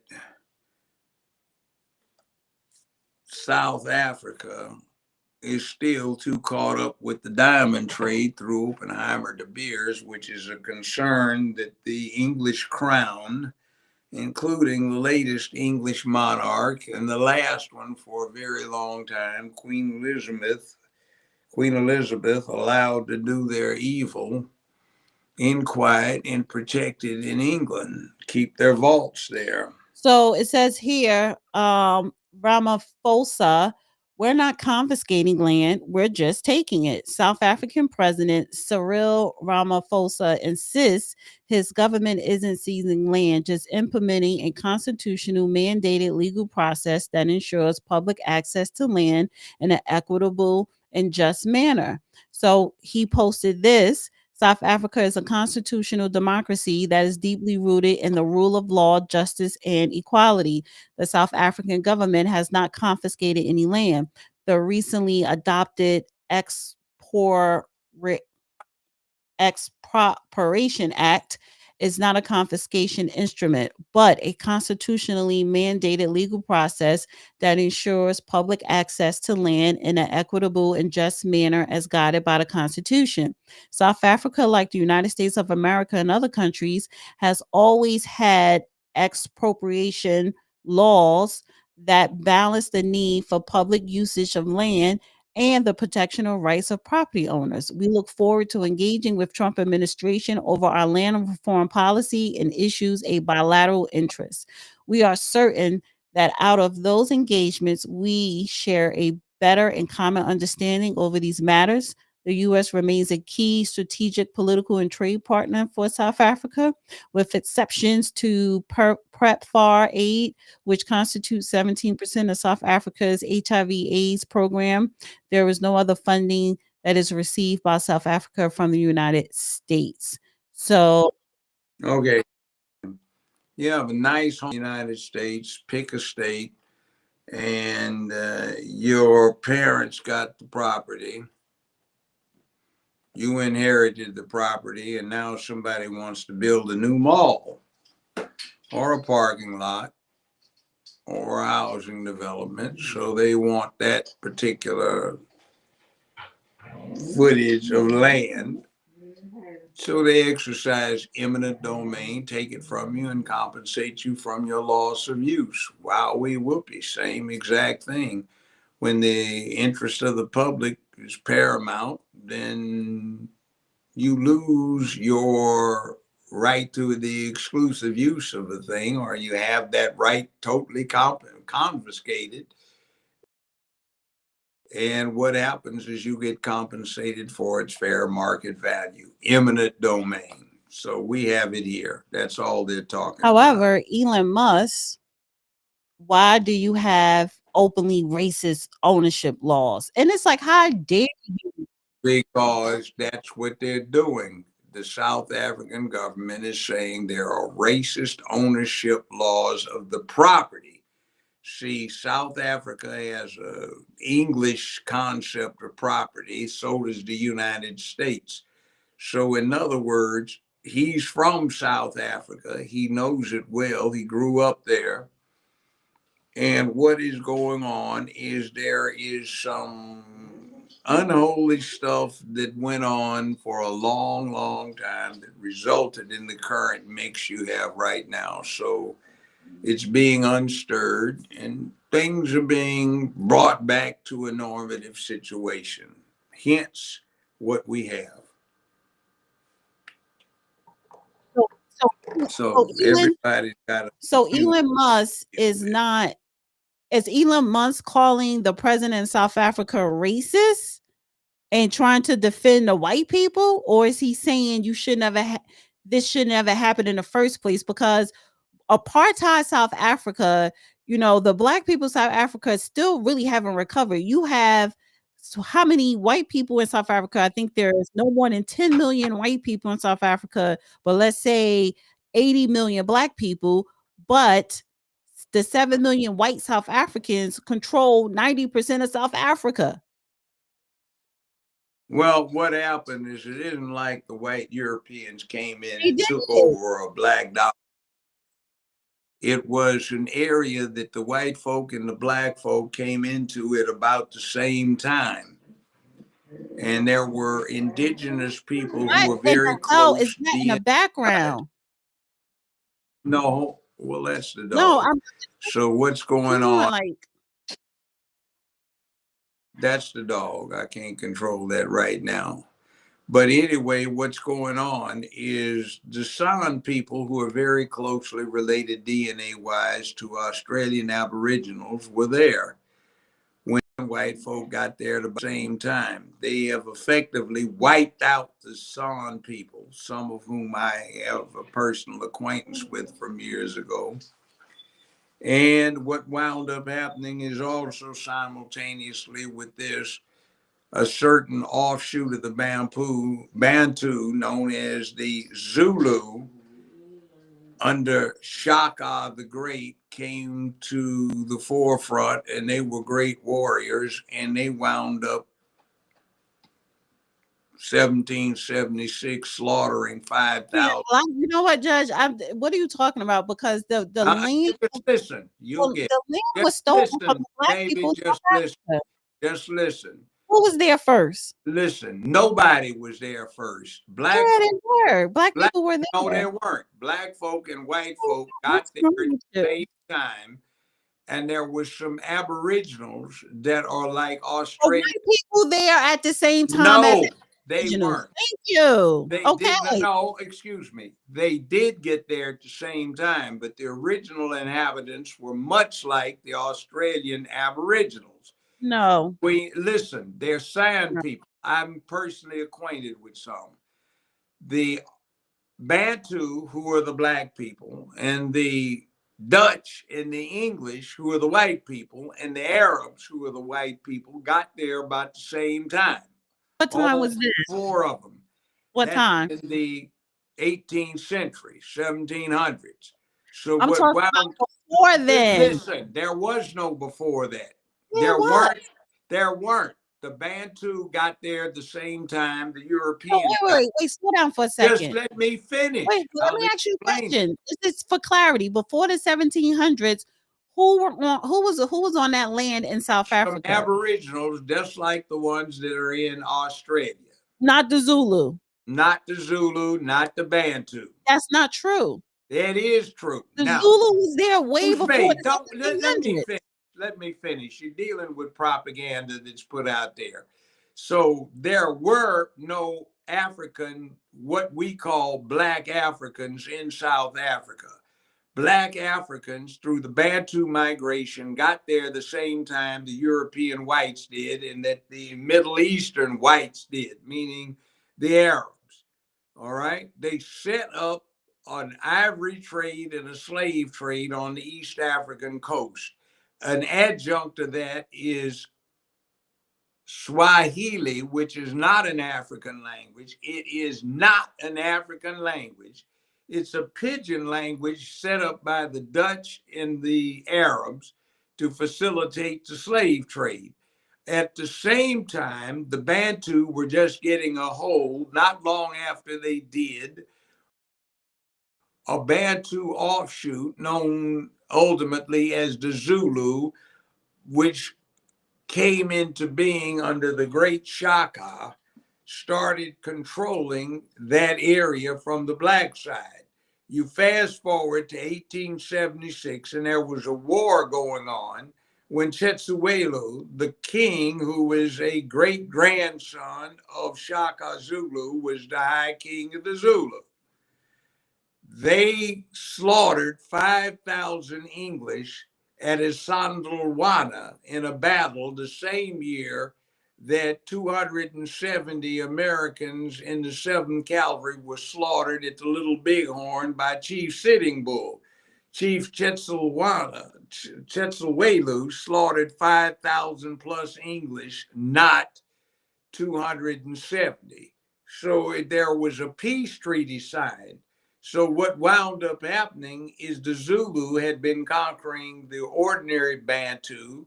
The Dutch and the English and the Arabs had been conquering the other Zulu. And the Zulu looked down Bantu, not Zulu, and the Zulu looked down on the Bantu as their slaves, and the white Europeans looked down on the rest of the black folk as slave-like. So what wound up happening is that when Mandela got into power, when ANC took over, the Zulu had nothing to do with them, and the white folk reluctantly subsumed their position under the authority of ANC/Mandela. Now, some years later, decades later, we have the problem that hasn't been worked out. We've got the Zulu who conquered the rest of the Bantu. We've got the Bantu who were conquered by the Dutch, the English, and the Arabs. And we have a scant remainder of the people that all of the above slaughtered, known as the San. The San do not speak in words. They click and they clack and they smack. They go, and somehow or another that's talking. I've actually heard friends of mine speak this way who were San people. Are you So done? that's I'm the ready to weird say what thing I want to about say. South Africa. Because you start Black and all right, folks were let me not interject there. here because The white, you're starting from the 1700s to the present. yeah, And I what know I'm it saying comes up is, to, please don't interrupt me because I didn't interrupt you. What I'm saying go is ahead. the Zulu people, because South Africa wasn't named South Africa back then, but prior to, but that region of Africa, which is considered South Africa, yes, the Zulu people were there, and they were there between 2000 BC and the 15. They weren't Yes, there they from were. 2000 Yes, BC. they were. The Zulu people let I me, look, I but have a stop standing interrupting me. invitation. Look, No, time out, no, you time gotta out, let me time finish. out, You gotta let me time talk. out, No, we're not time timing out. nothing No, out. let's We're cut not to the timing chase. nothing. Look, I have We're a not standing timing nothing invitation out. We're from not timing nothing out. I sat up here and I was quiet and I let you talk. And I'm going to say what I got to say, and then you could talk. The Zulu people migrated from West Africa to South Africa between 2000 BC and the 1500th century.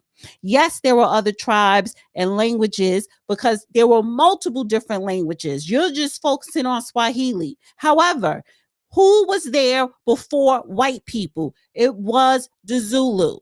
There was black people there. White people came in and colonized, killed off, dominated, enslaved, and Arabs too.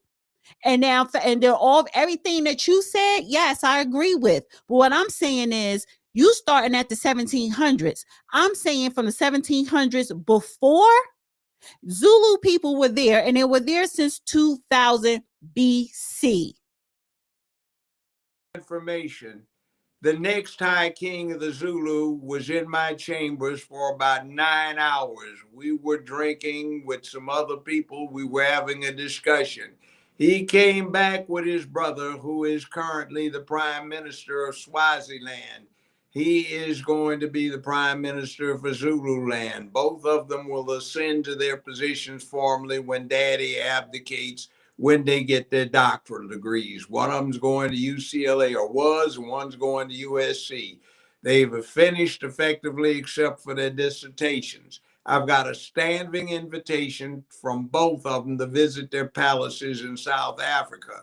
We went over this history at great detail, strategizing what's to be done about it so that maybe the Zulu can exercise hegemony over the thought process of Africa, since there's no way to politically unify it at the moment. You said So there were no no, ones. Shaka Wait. Zulu I'm did talking about not Shaka go Zulu. back. You said, because I specifically The asked you, Judge, Zulu did Judge, let not me say something exist. here. Because I specifically asked you who was there prior to the 1700s. You said It nobody. wasn't the You said, Bantu. wait, Judge, It you said wasn't the nobody was Zulu. there. So, okay, But what the I do know Zulu for sure, army. yes, there were people there. They were Yeah, black. okay. There were We no went white over people it. there. We went over it. I went over it with the next You just king. said The there were next nobody there king, prior to the KING. 1700s. And here's what it is. The Zulu are an offshoot of the Bantu. I don't care. I Started don't by care about. Wait, Shaka. Judge, stop. Just stop for a minute. I need you to Okay. stop for a minute. I muted you for 1 second because I need to say this.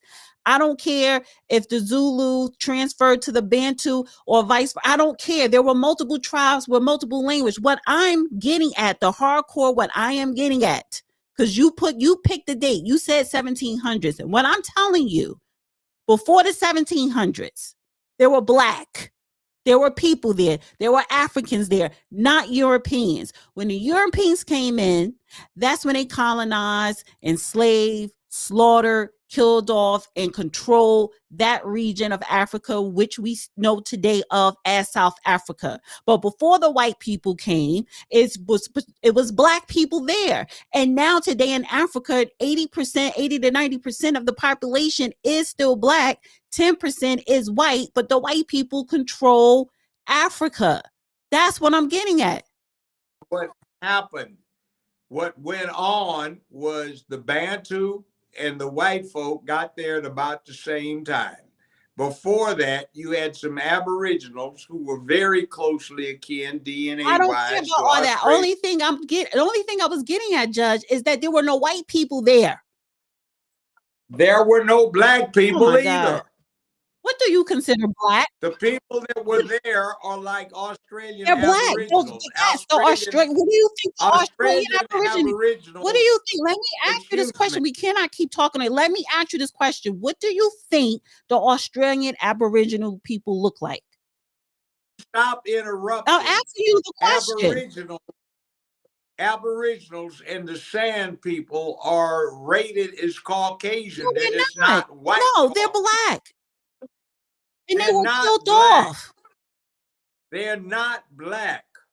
They were the people that came up out of Africa 95,000 years And they were not ago, black? Through East Africa and wound up getting to Australia and colonized the rest of the world. What color were they? What color were they? They're dark, just They're like black. Australian Aboriginals, but they're not African blacks. There's no such thing. There's no such thing as African. Stop. Okay, forget it. Excuse me, there is. There was a Bantu migration that moved from North Africa down through Africa to the They south. were not white. They got to South Africa about the same time as the white folks. They were not white. They're called Bantu. They were not They white. also spread through to West Judge, Africa. They were not white. So bottom line is you can trace it DNA. They were not white. They're not white. They're not white. Well, they're not what we call Africans. And let me just highlight Ari for a second. We're almost Judge, let me stop. Let me address this person for a second. He says, Dana, you're wrong. Nigeria and Ghana, all that stuff was established. Stupid dumbass. Nigeria and Ghana, what you're talking about is the Berlin Conference. I'm not talking about. No, it's not any goddamn Berlin Conference. Stop. The House of Stop. I'm addressing this person's comment. Just stop. Let me talk.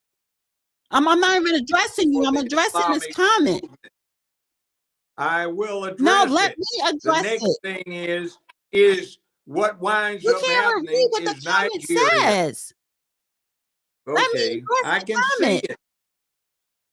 Because he's talking to me. And what I'm saying is that you don't know what the fuck you're talking about, Ari. Because I said before there were borders, before Nigeria was Nigeria and Ghana, because these countries were named after white colonizers, you dumb fuck. But the people of that region, when we talk about West Africa, East Africa, South Africa, or what have you. So miss me with this Nigeria, Ghana bullshit 1800 shit. My ex-roommate from UCLA wound up being Deputy Chief Minister of Energy for Nigeria. He is a Yoruba. The Yoruba, Hausa and Fulani unified about 400 years ago. The Igbo and about 6 or 7 sub-minor tribes that don't amount to much, all are a hegemony that consists of Nigeria. England wound up controlling them as a colony. English is their national language. The House of Fulani live in northern Nigeria where they ride horses. The Igbo and the Yoruba can't ride horses because there's the tsetse fly that causes sleeping sickness that kills off horses. It's interesting. When you talk I don't mean about to interrupt you, but Moors, I don't most want people to are go into referring to details the about House Nigeria of Fulani because northern whenever Nigeria. somebody talks about whether you're saying specifically Ghana and Nigeria, again, these are carved out countries that were once colonized by Europeans. And before they had borders, yes, they were tribes of different people, but every Yoruba is not out of what we see today as Nigeria. There were Yoruba, what you will consider Ghana, along the western part of Africa. We keep forgetting that Africa was chopped up into these different countries by Europeans. Yeah, one of my great-grandfather was a Yoruba chieftain. And based on voluminous writings, my grandfather, who I actually physically knew, sat on the side of his bed while he was dying. He left me a journal, and it breaks it down quite well. Ghana and Nigeria were not friendly, or at least parts of it certainly weren't. They were at war. Nigeria and Ghana were not friendly after the country of Nigeria and Ghana was established? The area, the hegemony of the Yoruba was supreme at that time, offset by the House of Fulani. You go back 200 years for that. What I'm asking here is, was this after it was established as Nigeria and Ghana? Niger is not a European term. It is a Yoruba term. Nigeria? Mm-hmm. Was it after? Niger. Niger is a separate country from Nigeria. Niger is the term.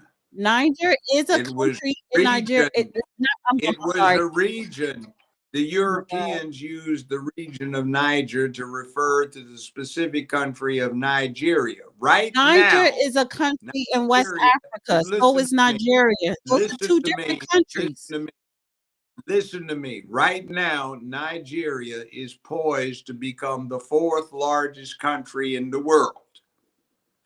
It controls a lot of oil and resources. My former roommate was a nuclear physicist. He knew how to make an atom bomb.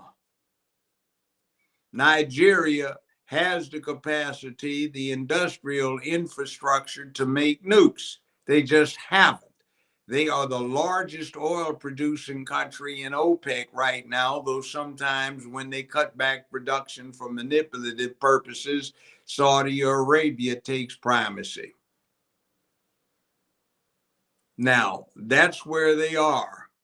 Now, my roommate, good friend of mine, we used to hang together and have to deal with in LAPD, and I'd say, man, go into that Nigerian thing, man. Don't be playing that. You know how to speak American black. And he was the boss in charge, unless they put him on a wall in the last few years and shot him. Now, Nigeria is what it is. And all of the civilization in the area goes back to the Nok civilization that formed on the Juice Plateau in western Nigeria. You're not understanding what I'm saying here. What am I saying? No. I need you to tell me. I need you to tell me. Tell me what you think I'm saying. Tell me. They got invited in. Judge. Tell me what you think I'm saying. you're saying that white folk controlled the area and decided to divide it up. When white folk got there, it was already politically divided quite well. Are we talking What about South wound up Africa? happening is because Wait. it was Are we talking about South economically. Africa or are we talking about West Africa? No, I'm talking about West Africa. It was economically feasible for certain people, just like certain black folk in the United States. We've Let me been ask you this talking about them question. in So full let me ask you this question because who decided to Judge, let me sell ask their your people question. out Judge, for let me their ask your own question. personal Let me gain. ask your question because you really don't understand what I'm saying. Maybe I I'm mean, not I understand explaining it. what you're saying. Maybe I'm not explaining it clearly. But Gambia, do you know where Gambia is at? Where is Yes, it? I do. It is just off of the coast in basically slightly below what is ordinarily termed West It is Africa. right inside of Senegal. Yeah. There's no such thing as Gambia. That's not a country. That is a country. That That is a is a country. Wait, country Judge, let me finish. Let me known right finish. Let now. me finish. That is a country that was established by the French. How can you put a country inside of already a piece of land, a country? So that's what I'm saying to where, let me finish, If you Judge. talk, Please just let me finish my statement. So when I say that with the Berlin Conference and white people coming in colonizing it, they carved out borders, gave it a name, gave it their own separate countries to control to extract resources. Gambia is a so-called country inside of the country of Senegal that was ruled and colonized by the French. However, those so-called Africans in Gambia are the same people of the same Africans, and a lot of them in the same tribes or different tribes that are in Senegal. So this is technically when we're yes, talking about lineage, when we're talking about the history of something, Gambia, Senegal is the same. It's just that it was literally given borders by Europeans, and that's where I'm coming at when I'm saying Nigeria and Ghana from that comment from Ari. Is the fact that Nigeria is Nigeria, Ghana is Ghana, but what was it before then? Nigeria got its name from okay. the Europeans, Let's so talk did about. Ghana. When we talk about Let's colonization, talk about that. Let's talk about that. Mexico, south of the border that Trump is trying to get control of. What did they call Mexico before the Spaniards got there? They're Aztecs, and the Aztecs got put down by the conquistadores, who were a very small number of people because they had a much, much larger group of the indigenous inhabitants who couldn't stand the Aztecs and helped Cortez put them in place. So, what did they call Mexico before the Spanish, the white Spanish, called it Mexico?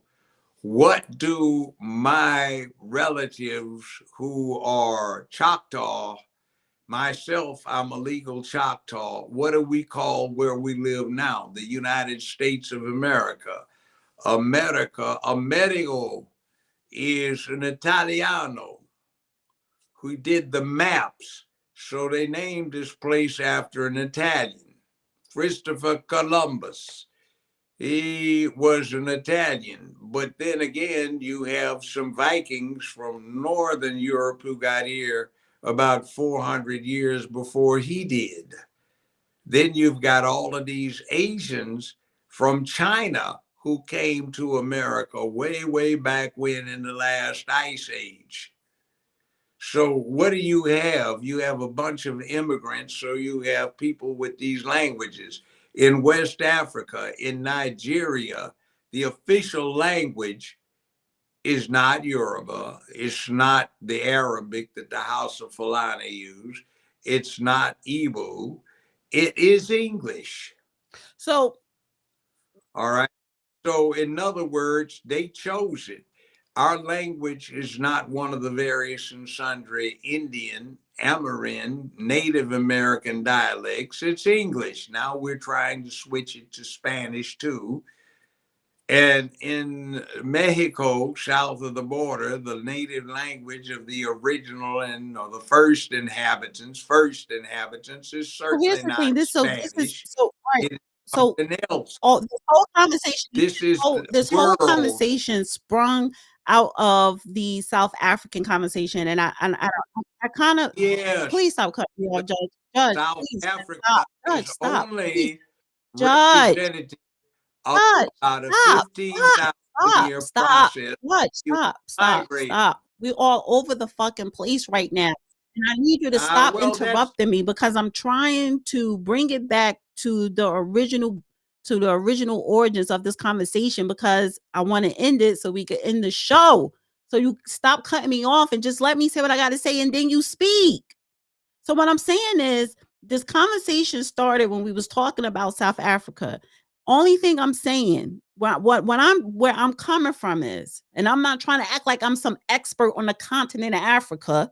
However, I do know when we say South Africa, when we say Senegal, Gambia, Ghana, Nigeria, these were literally borders that were carved up by Europeans to control and abstract resources. But just going back to the South African conversation, I'm saying before the white people got there, they were black. I don't give a goddamn if it was Aboriginals, Sand people, Zulu. They all were there before the white man got there. And so fast forward from the 1700s to today, fast forward to today, when we talk about apartheid and we're talking about the oppression of black people, they don't control the country, even though they are the majority and white people benefit from it. But this law that is supposed to be confiscating or taking land, Elon Musk is calling it racist. And what I'm saying is, how can you call that racist to the very basis of the land taken was taken from the natives who were there, who were black, who were African and not European. But the Europeans control that land because they took it from the natives. That's what I'm saying. Okay. White folk are about 10% of the South African population. How are they gonna? And they control it. How are they gonna take any damn thing? They took it. They control it. They didn't beat Zulu. They signed a peace treaty with the Zulu. The Zulu had been enslaving the rest of the Bantu from whom they arose. The white folk were enslaving the Bantu.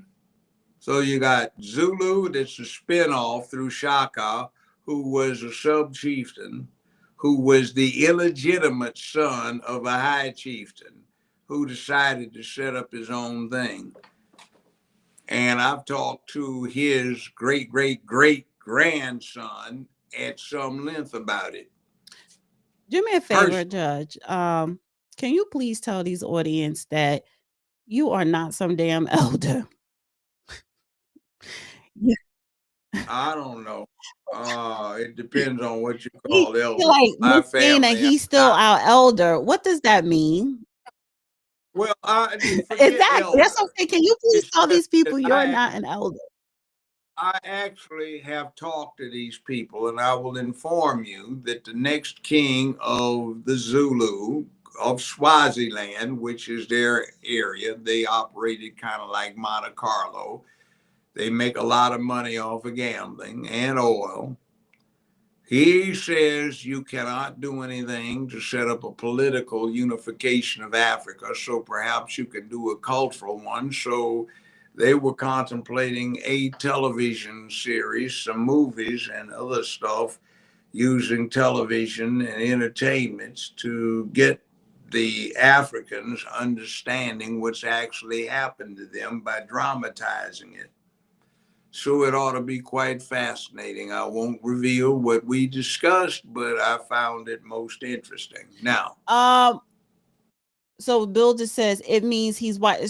First of all, I don't need you to explain to me what she meant or what elder is. And what I'm saying is being an elder does not even make you wise. There are a lot of people who are quote unquote elders and they're not wise. So miss me with that bullshit. And it's not about whether he's wise or not. Yeah, is he wise? Yes, it's not that. Well, It's the can fact I help that you? he said what he said. Imma say what I say, and whether you like it or not, I really don't give a fuck. That's what I'm saying. Now, let me help Huh? you, Dana. There's people I knew when they were 19 years old were damn fools. They're in their late mid 70s and they're still damn fools. So just because you get old doesn't mean you're worth listening to. But some people who were worth listening to very, very early on have learned a lot in the Right, and process. we have We conversations, and focus on, okay, let me give you an I'm just saying example. our conversations Let me give you an evolve, and I mean, a quick example. We idolized Martin Luther King Jr. He died at 39. We idolized Malcolm X. He died at 39. A lot of people got taken out of the loop before they got 40. Problem is most any male human who has reached 40 years of age, 45, 50, 55, 60, 65, knows that when you are 40, you're just coming into it. So we idolize people who really hadn't reached their prime. They were still rookies doing what they were doing, and they hadn't really learned what they could have learned, but they are our idols and they are our saints. So the problem is that with the People's Republic of China doesn't start listening to you until you hit 70. The Soviet Union pays a lot of attention to you if you're around, or did, now Russia, if you made 70 in good form, and so do other people in the rest of the world. But the problem is here in America, we are into new and improved without the improved being paramount, just new. So we suffer a lot and we keep learning the lesson over and over that sometimes it helps to be learned and experienced in what you do and independently wise in the ways of so the I wanna get to world. this question here. So those three things Yeah, require yeah, and years. I'm not gonna address people that won't, because people like to complain. So y'all can be in that comment section, complain all you want, because I don't leave this live chat up anyway. It's just that a couple of people I just hid from the channel because I do not tolerate disrespect towards me. So you just get hit. But other than that, I don't really give a damn. People keep complaining. I want to get to this question. Virtuous Woman says, so they sold out their own people at a point. Yeah. Yeah. Yeah, I mean, exactly. which is how we It got was here to America too. Well, the Caribbean okay. and then to America. Okay, but we idolized and we went to this movie, The Woman King. That was scandalous. And the real set of women that was based on need to be hung by the neck until dead or strangled or shot or something like that for what they did. But we idolized it. We flocked to the movies to bail Hollywood out so they could get cash flow to do what they did. Now, what the problem in Africa was about is the exact same type of thing that we've been talking about down in Atlanta, where it is almost 100% black run, but is it run well? No. It's the same thing in Memphis. Memphis has almost 100% black run. The police department, 75% black. Sheriff's department, the same. The sheriff is black. The chief of police is black. The mayor is black. The city council is black. The board of education is but for 2 members black. The county commissioners are black. The county mayor is black. And they aren't doing shit because they're selling out their own people for personal gain. That's the same thing happened in Africa. Um, And it mattered not because the Europeans got great cooperation. They did not go into the interior and capture slaves. They depended upon the native Africans to sell them slaves that had been captured by the same native Africans. I agree. Let me just say something. That's the tragedy of it all. So Streets, I timed your ass off for 30 minutes. Don't come up here and telling me how I should run my channel. That's not going to happen. I don't got to chill out. If you think that I'm not chill, I don't give a damn. Don't ever, no one don't come up in here telling me what I should and should not do. Not in my house. It's always a nigger. Okay. It's always a nigger. It's always niggas.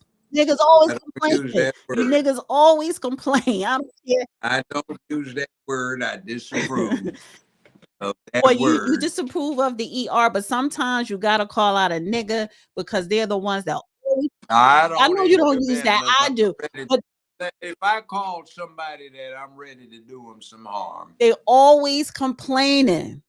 Always. they do. But And then then you wonder again, why, that's good because but then you wonder why. they're seeking solutions. Lead them. Remember, Moses slammed down the first set of commandments because his followers were found to be still worshiping Baal, their You can't lead ancestral something. You god. can't lead a grown man that's broken mentally.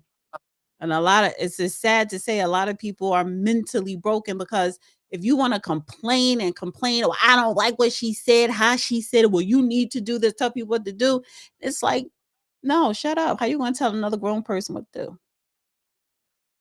Well, How you gonna do it? there's diplomacy. But I anyway, hope Dana shows the research she's done on and sources for her. Who said I was an expertise on Zulu in South Africa? The only thing I said was there were black people there before the white people came, and they were there before the 1700s. And that's a fact. You don't got to be an expert to know that, Jennifer. let me say this. I had 3 sons who were friends of mine at UCLA. My roommate, a questionable character, wound up being Deputy Chief Minister of Energy for Nigeria. I am, through my great grandfather, a hereditary Yoruba sub chieftain. Okay. I got benefit of my grandfather's writings. He gave me a journal. I got it when I was 30 something from his lawyer. All right. I have met with the next king of the Zulu at great length on multiple occasions. He's an interesting character, and his brother, they kind of remind of Coming to America. And what they have to say is very interesting about reality. I've had the experience of having 4 people on trial for first-degree murder and attempt to commit first-degree murder in my courtroom. Some people discovered some diamonds.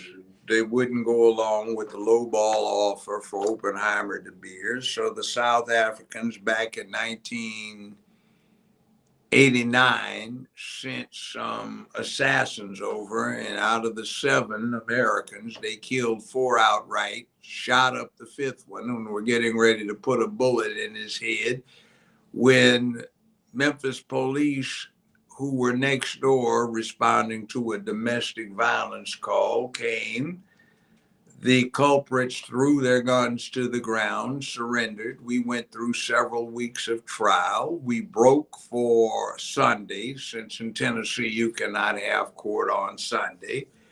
But on Monday, we couldn't come back to trial because the United States State Department had granted diplomatic immunity to the 4 assassins and put them on a military aircraft and flew them back to South Africa. Very interesting. So I've had a little thing with South African doings at great length. Well, we're gonna have more talk on Africa, particularly South Africa, and other countries such as the Congo, Rwanda. I actually want to reach out to a couple of people and interview them on different what's going on in different countries right now in Africa. So it's Well, I don't want to go any further because I want to end. no, And, I and this just want to conversation say, actually went on longer than it was supposed to. no, I want a topic to come up. We keep calling each other kings and queens.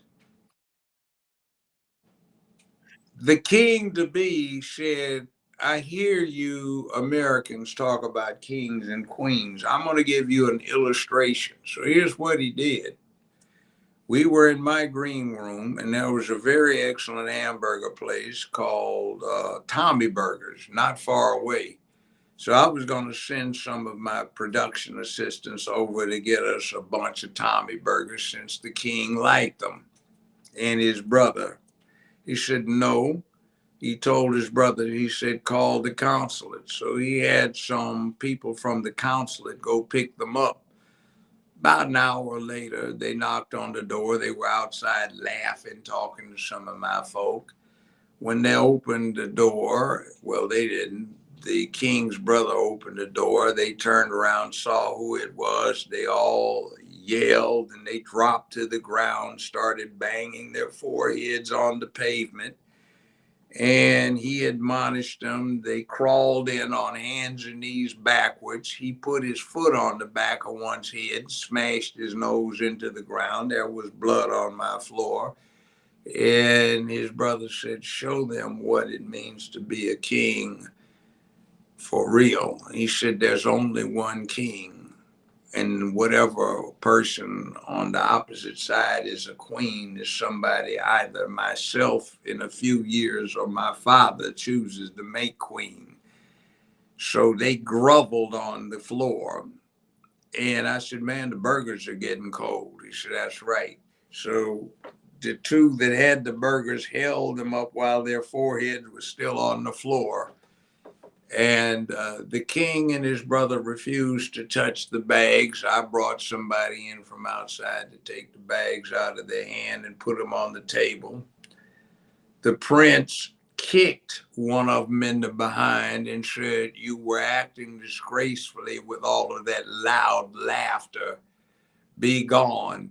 And they were moaning in fear and they left. And they kept calling back until he told them to call no more. He would resolve the matter later. And we had Tommy Burgers and some chili tamales. And we had somebody else I had bring the beer in, and we stayed there for another several hours.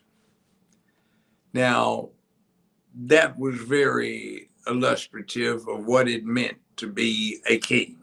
I said, wow. Well, he wasn't even the king. He was going to be the king, except he and his brother had to pass a ritual. They had to take a spear with an iron head and a steel sword. They could flip coins or pick or whatever the king to be had first choice. And with a spear and a sword, the two of them had to collaborate in killing a Cape buffalo, which is supposed to be the hardest animal in the world to kill. And if the king was injured, his brother would be summarily executed. So he did not think about trying to pull off a coup and becoming the next king in lieu of his elder brother.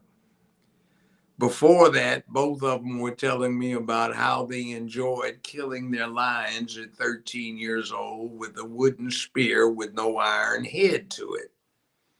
Quite fascinating listening to some real men who had passed these rites of passage. Now, those were the brothers that were in there, and they could speak American Black, English, formal American English, English, and African English. They were kind of like Arsenio Hall and company in Coming to America. So I found it fascinating, and we had several meetings in my chambers over the weeks. well, We even went, this is funny, Judge, we even went to the I Beverly need to Hilton. know. Let me put it in. This is amusing. We went to the Beverly Hilton Hotel, and we had the Secret Service escorting the limo And when we stopped and we got out, the king-to-be hit me in the ribs with his elbow and said, watch this. He said, oh, this is so fascinating. I love your antechambers that you have. I said, what? Excuse me, Your Excellency. He says, I have these just like this leading into the toilet facilities. He said, Your Excellency, Your Majesty, these are toilet facilities. This is the main ballroom. He says, oh my God, how disappointing. And he was holding it in, trying not to laugh. And then he showed me pictures of where he invited me to come visit. I thought it was a luxury hotel, multi-story hotel. It turned out to be one of his palaces. Interesting. Well, I want to revisit the South African conversation and a couple things you got a little bit mixed up with, and for the most part, as far as the people or the tribes that were there was correct, but the time frame was not. And you mentioned Aboriginal. Aboriginal means indigenous, but the Aboriginals of Australia did not come from South Africa. Aboriginals are not the same. It just means I know it's indigenous. indigenous.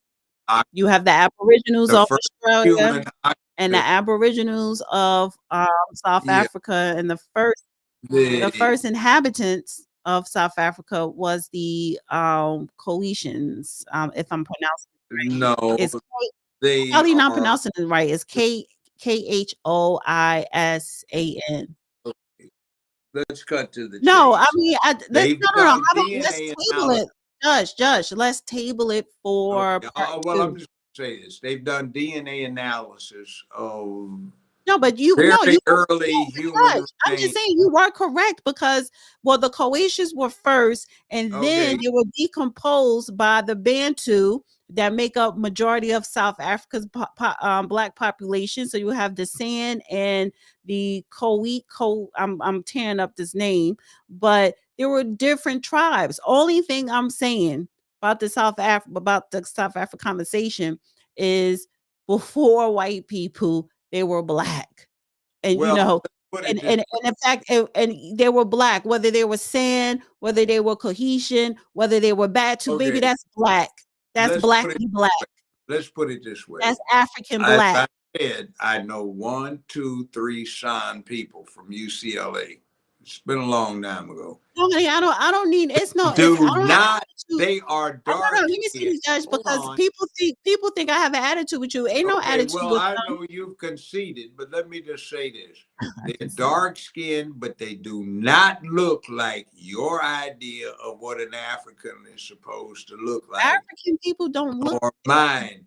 But it's what different. they do look It's like. different. Wait, Africans hold look on. different. What are you talking about? Hold on. What they do look like a lot is the Australians, the Aboriginals in Australia that I spent. No. I just no. How about this? How about I know them. okay, let's see. I have a suggestion. I have a suggestion. I have a suggestion. We're gonna invite some. We're gonna invite different Africans on from different African countries. We're gonna invite them on. Let's invite them on and have the conversation. Just find some San, S-A-N, the ones that click.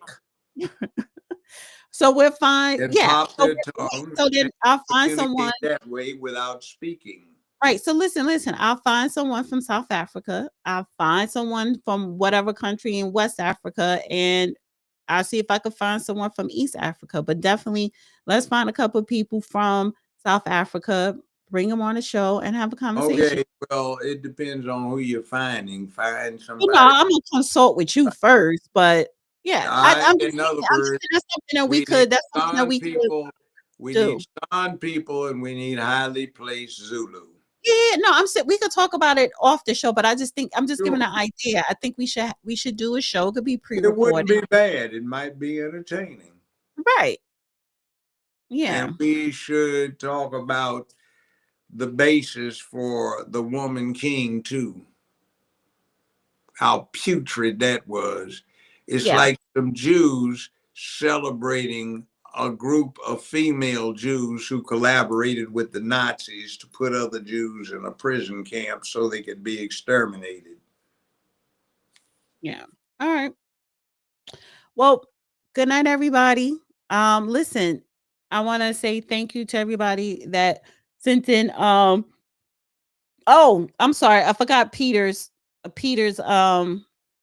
He sent in another super chat. I'm so sorry, Peter. He probably done fell asleep throughout all this. Did I even save it? Well, this is the question. Peter says, "What information around MLK and Kennedy assassinations will be released?" The information, at least to King, is already out there. Following a congressional act in the late 1980s, a repository was set up that opened up on 14th Street in downtown DC. President George Herbert Walker Bush and then President William Clinton, aka Bill Clinton, both signed executive orders directing all U.S. agencies to submit everything they had of any sort to this repository on any assassinations, either completed assassinations, Malcolm X, Martin Luther King, Robert Kennedy, John F. Kennedy, attempted assassinations, George Wallace, Ronald Reagan, you name it, anything they had on Franklin Delano Roosevelt, who was subject to 2 assassination attempts, anything they had on Harry Truman, who was subject to at least 1 assassination attempt, whatever they had on 1, 2 other presidents, 3 other presidents who were subject to such attempts. Teddy Roosevelt, who was shot in the chest by a would-be assassin and survived. All of these were supposed to have their information there, and for a fee, they would research what you wanted by topic and furnish you with copies, or they would get specific documents that you could request by designation. It was very interesting what they came up with, and the record here in Shelby County, Tennessee, relative to the case of James Earl Ray, there are a lot of replete records in there that are quite interesting when you go through them, and I went through all of them. And let me say this, for Martin Luther King, James Earl Ray, Raoul had nothing to do with this. They were scapegoats. Raoul was a nutcase who decided he wanted some. But the assassin was not one person, it was 2. They were recruited from the Marine Corps Sniper School in Quantico, Virginia, right across the tarmac from an FBI training facility. The murder weapon was supplied to them. It was an XM21, which is a modified M14 that's accurized with a special barrel on it. That special barrel has some very unusual ballistic characteristics that exactly match what they pulled out of King's body. There was some very peculiar ammunition specimens that were involved, and the FBI got 5,000 rounds of ammunition that exactly matches the peculiar characteristics of what was pulled out of King's body. Late December 1967, on invoice, the FBI got 5 of these XM21, serial numbers given. Late April 1968, after the King assassination at the beginning of April, the Justice Department ordered the FBI to return them. and they claim they lost one. The serial numbers for the other 4 that were returned are known, and you can check those off. So the serial number of the missing rifle is known. That's the murder weapon. The fatal shot was fired not from the bushes, not from the flop house, but from the fire station. The reason everybody thought it was from the flop house or the bushes is because there were some peculiar things about the weapon and the suppressor that was mounted on the weapon that would cause that were intended to cause such things.